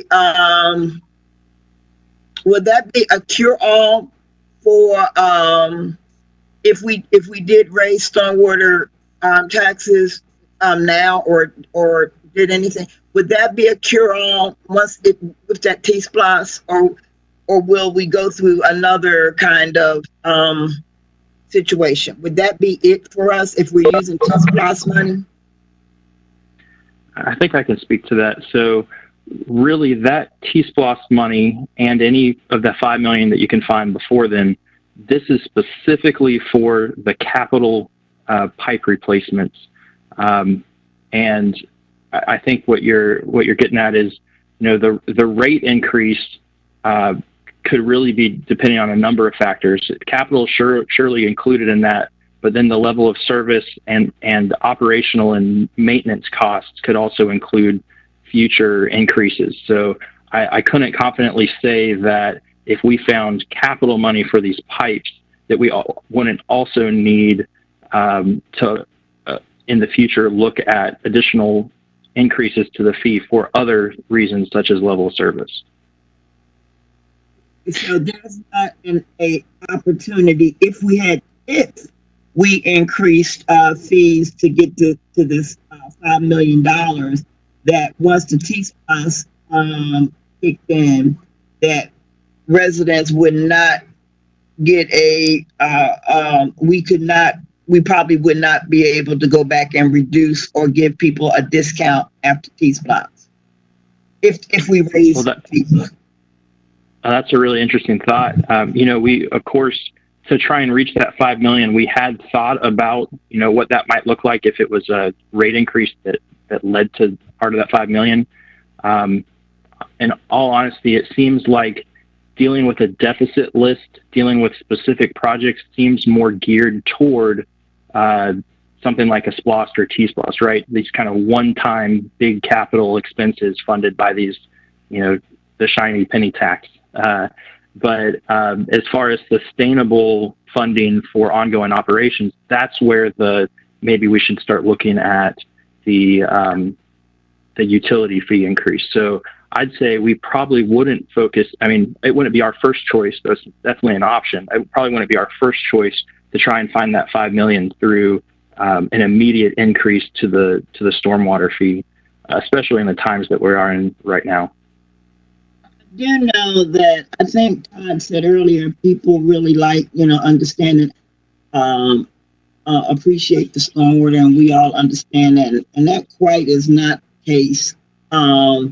But I do think that this is a really good presentation.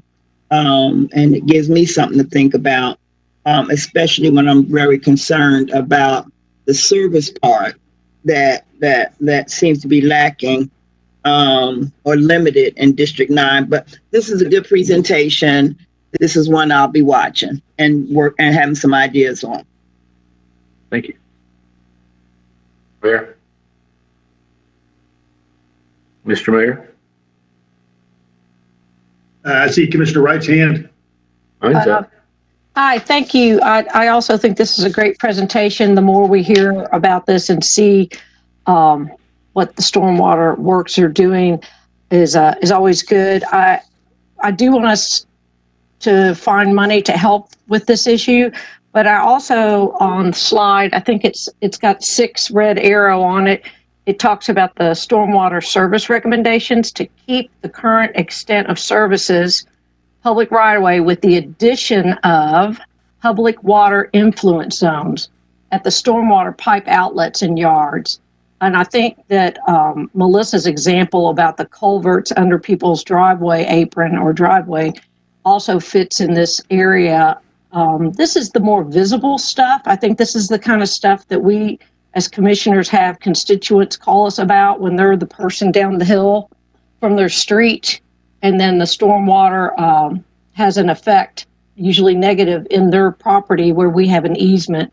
And if we can improve what we can do on those public water influence zones, I think it's going to help the community see that the stormwater bill that they pay does actually do stuff for them.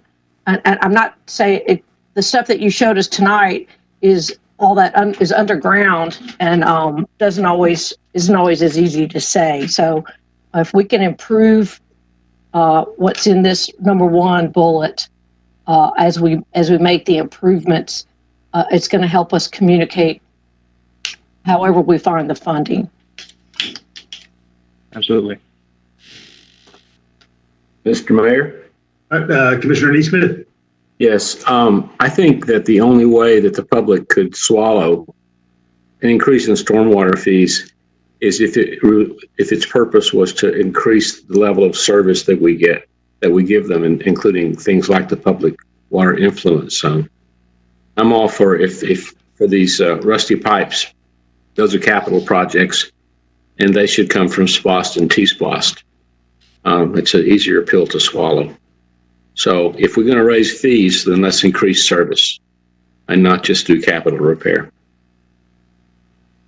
I think we're on the same page there. Absolutely. Commissioner Herod? Thanks. So 2 things. I'm looking at the list of T-SPLOST projects right now, and I don't know for each individual project how much has been spent, but there are some that if there is some flexibility in that could possibly be used for some of this money. I'm looking at project number 7, which is pavement rehabilitation. If there are culverts going under roads and that's damaging the roads, maybe the language is written that we could possibly use some of that money. I don't know if there's any left in it. There's also some money. I'm looking at projects 13, which is West Broad pedestrian improvements, 14 Lexington Highway corridor improvements, 15 Atlanta Highway corridor improvements, 16 Prince Avenue corridor improvements. So again, if there are any culverts, stormwater drains, etc., that need to be fixed in those specific corridor areas, maybe that's a potential source. But I don't know how much money's left in each of those pockets. More broadly, I just wanted to kind of agree with Commissioner Neesmith. I mean, I think you have to, when you think about stormwater, you have to think about this as a complete system. And stormwater, it runs off our roads, it runs off impervious surfaces like parking lots, and sometimes it runs across public property that we own, but sometimes it runs across private property. And, we've had a reluctance to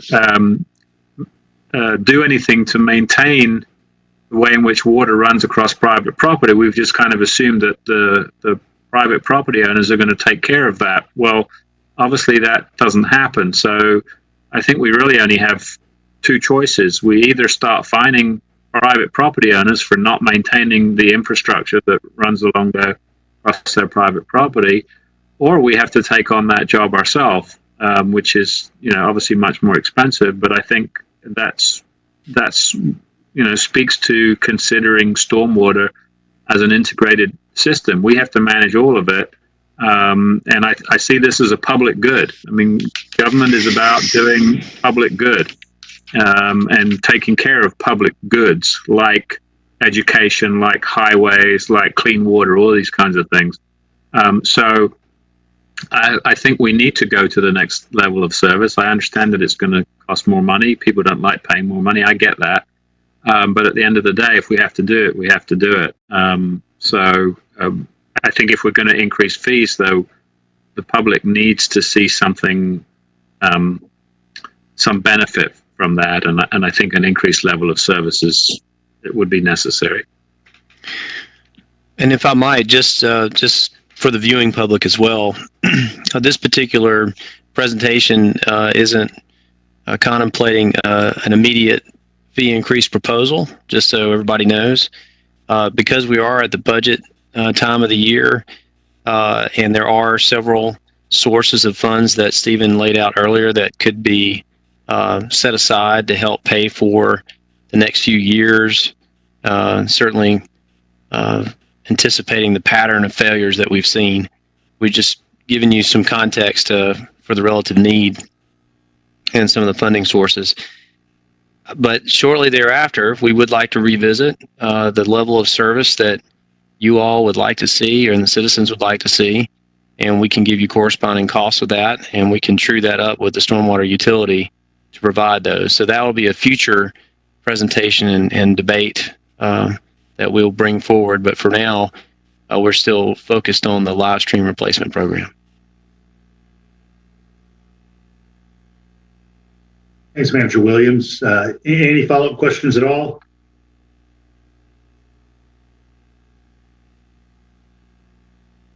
All right, everyone.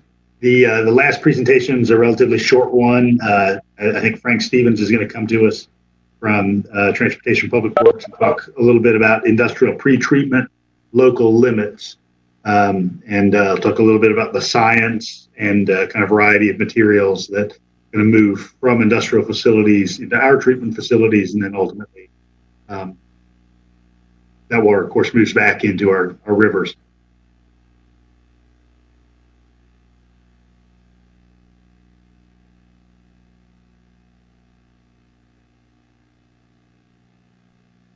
All right, I see the presentation coming up. Good evening. So, as the mayor said, we're shifting from stormwater to wastewater, specifically looking at industrial wastewater that enters the North Oconee Water Reclamation Facility. And I can go through these in 10 minutes. The purpose for the work session is to explore the why and the what of local limits on industrial wastewater. Local limits are required of all wastewater utilities that have industry. These presented tonight are approved by Georgia EPD. They protect the river and the treatment plant. And the proposed limits are better aligned with our commitment to shared prosperity than the current limits. So as the mayor said, and somewhat in keeping with tonight's science theme, we are at the intersection of science and regulation. A fish kill is an example of an extreme case of water quality damage. But much more subtle damages can occur in the river if you're not careful. The river is the atmosphere for fish and minnows and all the creatures that live in the stream bed. Similarly, a total die-off of the microorganisms in a wastewater treatment plant is an extreme example of inhibition. But we also guard against more subtle effects as well, such as the metabolism of the microorganisms that biodegrade the waste and their fecundity.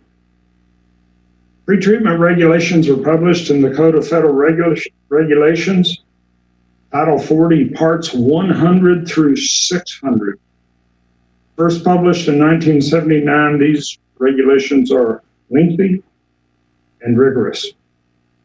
Now, I struck through the last statement on this slide when I plowed back through the federal regulations today and found that on some of the metals, the federal standards are in fact lower than our local limits, in which case the federal standards will apply to any industry in a specific category like electroplating. Local pretreatment limits are specific to each individual wastewater treatment plant, each river segment to which a plant discharges reclaimed water, and the industries that are connected to that treatment plant sewer system. We surveyed other utilities in the Georgia Piedmont down to the fall line. Some allow higher concentrations of metals, some are lower, but no two sets are identical. Now, we've all heard of soft water and hard water. Hardness is generally a measure of calcium carbonate in the water. Think limestone. Softer water is typical higher up in a watershed. The soft water means that metals are more bioavailable to aquatic organisms. Specific to our study, EPD's measured hardness in the North Oconee River increased from a default value of 25 milligrams per liter to 35 milligrams per liter. That's still very much in the soft water range, but the effect of higher hardness was to increase the local limits concentrations.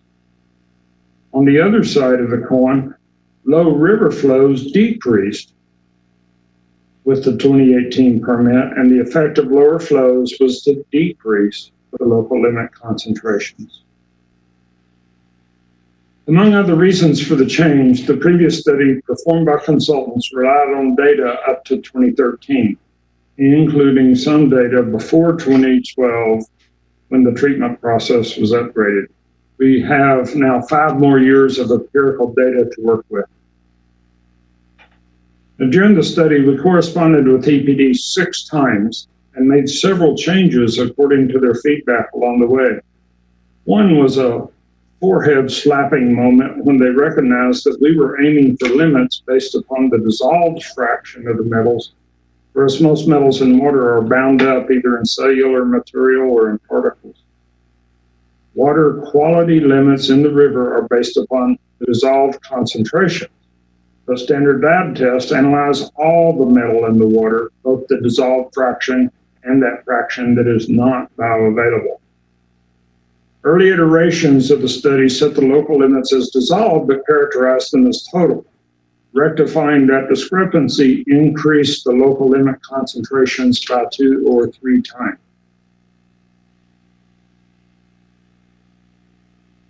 Current North Oconee plant limits are in the middle column.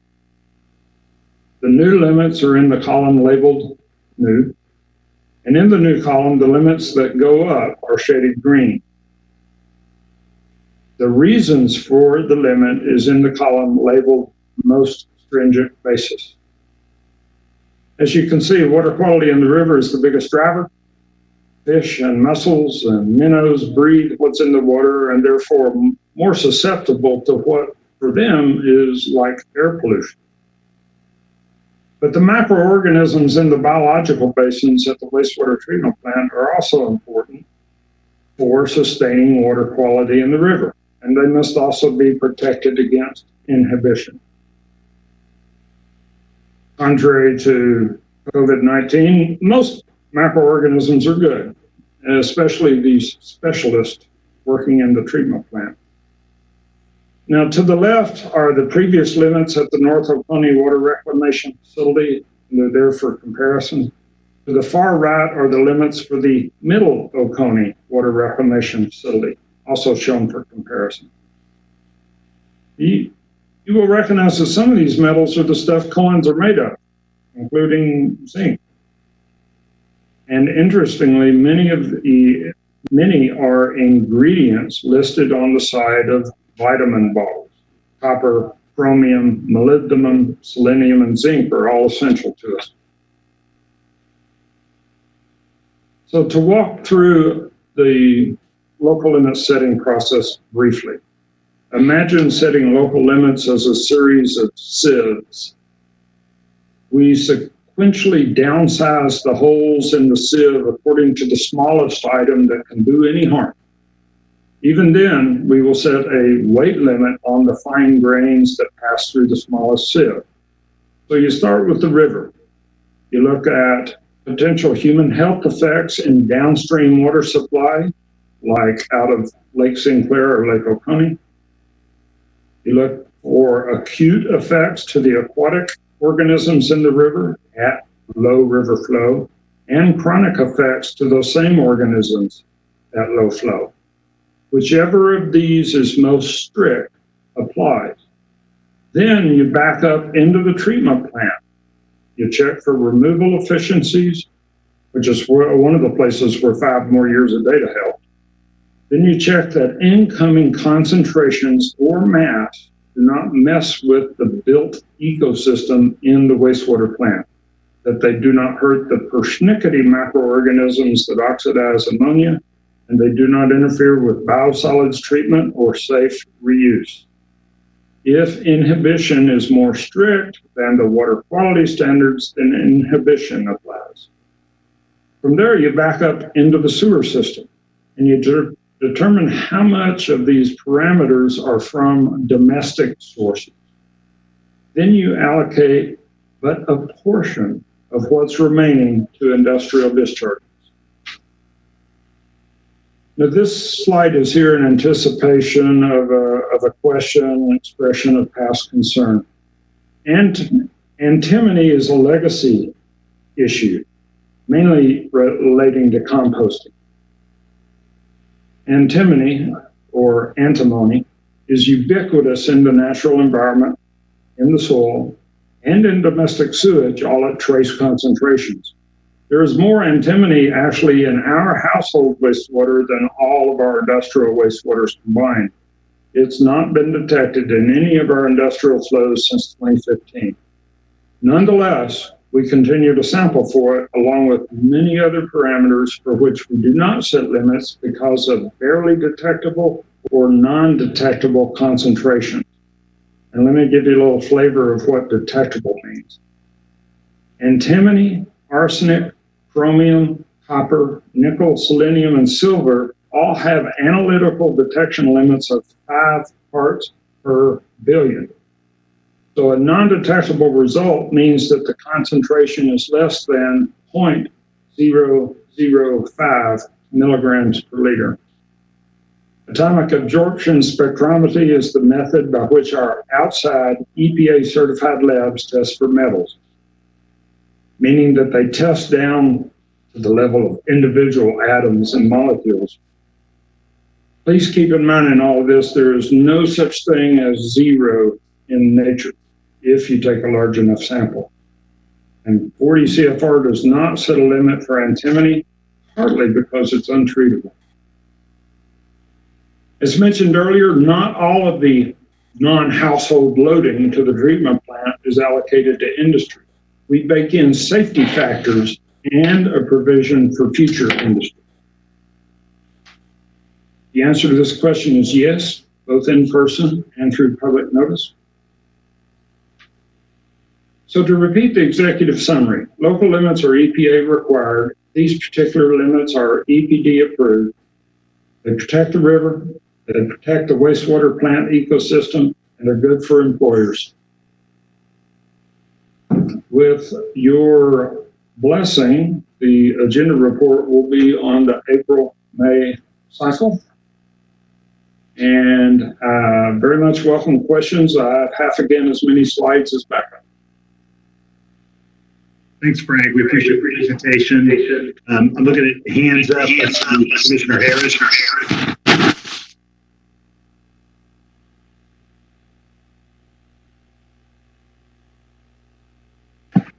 I didn't have a question. I just hadn't taken my hand down. Commissioner Davenport.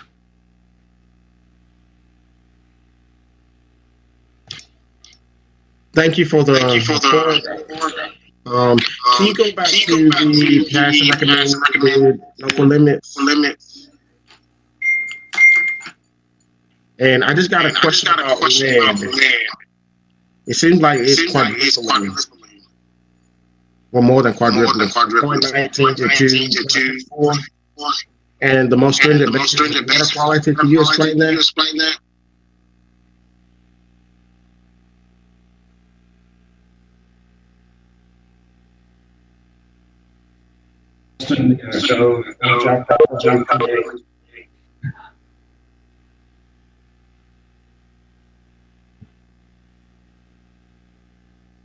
Could you?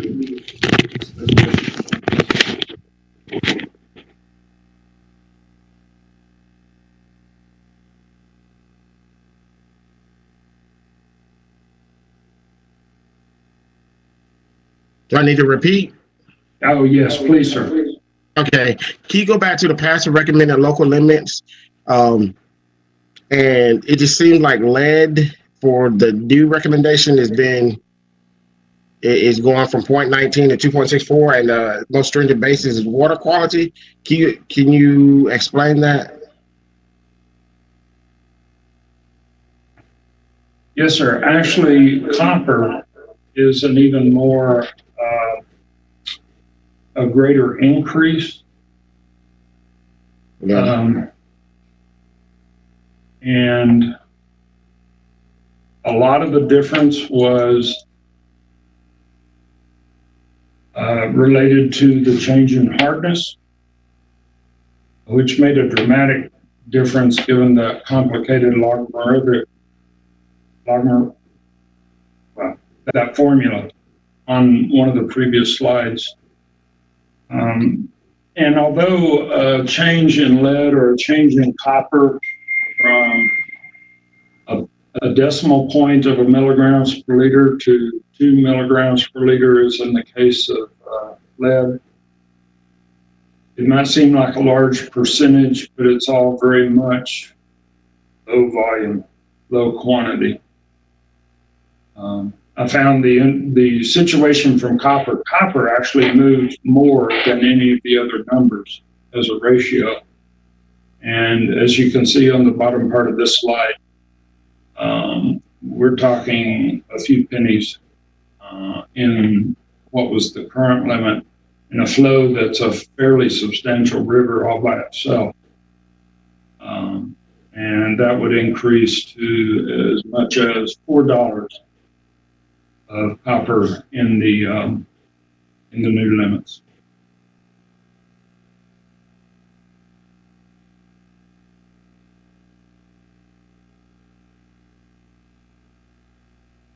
Thank you. Response, sir? Yeah, thank you, Aegis. What I just getting feedback from residents and just some of the concerns are the fact people thought of Flint, Michigan. But you explained it pretty well. The clear difference here is that Flint, Michigan had a problem in their drinking water system because they did not add the right ingredients at the drinking water plant to prevent relatively soft water from leaching some lead and copper out of old plumbing where solder was used. That's controlled by every other drinking water system in the nation. But this is all about wastewater discharges to the water reclamation plant, and it's entirely separate, arguably a whole separate utility than drinking water system.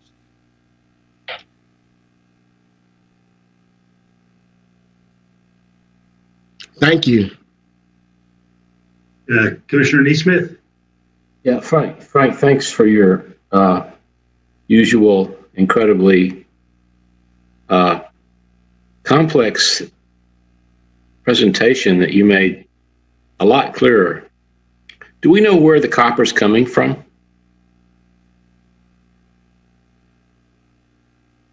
Yes, sir. Half the copper coming into the plant is from domestic sources.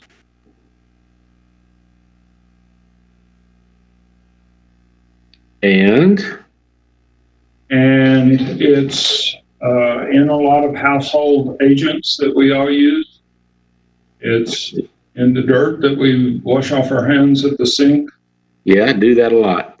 Some of it, especially lately, some of it is in the foods that we consume. Alcoholic beverages, yeah? Okay. So, as you said, this is about not our drinking water. This is about the quality of the water that we discharge from our water treatment facilities, right?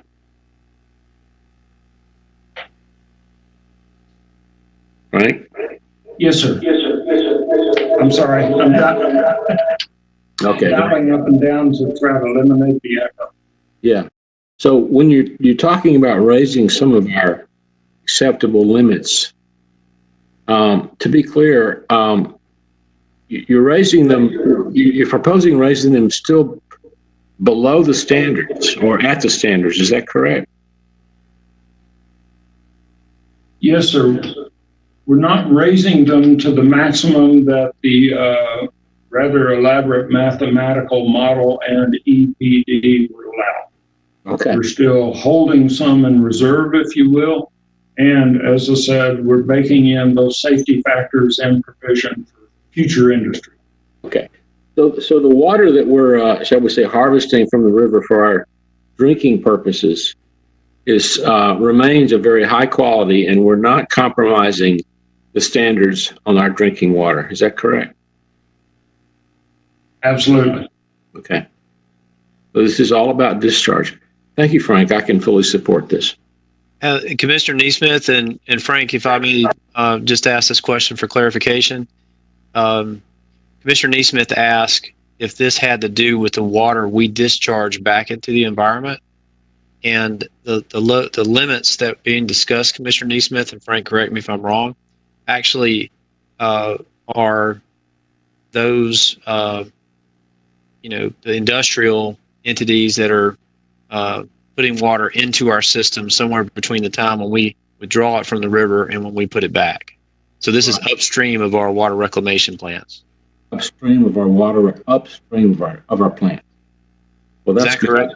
Correct, Frank? Yes. Yes. Thank you for that clarification, Mike. Okay. Excellent. Excellent information. And so we're still sending really good water down to our downstream neighbors. Yes, we are. And one of the interesting tests that water reclamation facilities do in Georgia, and I believe nationwide, is not only do we rigorously test for the 126 parameters listed under the Federal Clean Water Act, but we also every quarter do what's called biomonitoring. And with certain specified organisms, one being a fathead minnow, the other being a Suryodaphnia, you immerse those in effluent, undiluted effluent, treated reclaimed water from the wastewater treatment plant and observe behavior over the course of several days. In the case of the Cereodaphnia or water flea, as it's known, you actually look for the size of 5 to 10 successive broods. And if our effluent is causing brood size to diminish, we're in trouble with our regulators. Mike, are you saying we do that? We do that? And we've been good, you know. Wow. The North Plant is a award winner from the Georgia Association for its many, many, many months and years of perfect compliance with the Clean Water Act. Has the Clean Water Act been compromised by the current national administration? Federal? Those are interesting waters for me to wade into, sir. Well, I'm just wondering, are we complying with old regulations, or shall we say compromised regulations? The current administration has not rewritten 40 CFR parts 100 through 600. We're complying with long-standing rules and regulations. Excellent. The only significant controversy under the Clean Water Act these days is redefining what might constitute waters of the state or waters of the U.S. Thank you, Frank. You are always a wealth of information. I really appreciate you. Thank you. Melissa, I see your hand up. Yeah. First of all, I didn't know that we breed fleas. That's interesting. That I didn't realize we were doing those kind of water quality tests. But that's good to know, and that the fleas are doing just fine too. Frank, I think that Commissioner Neesmith answered my question. I was concerned that, you know, we've had significant deregulation on the federal level in the last 3 years, and I was wondering if we were proposing these changes to our local regulations to bring us into you know, up to par to the current standards. But from what you say, these recommendations have nothing to do with deregulation that's happened in the past 3 years. That's correct. With the 2018 permit renewal at the North Plant, some of our students went down on us. And this study incorporates the decreased limit on our plant's discharge to the north. So if you look at it from the river's perspective, things are looking better. Okay, thank you. All right. Any other questions for Frank? All right. Everybody, we appreciate you being with us this evening. We'll be here next Tuesday for our agenda setting meeting. And with that, as the Athens-Clarke County Commission and Mayor signing off for the evening, we wish you all well.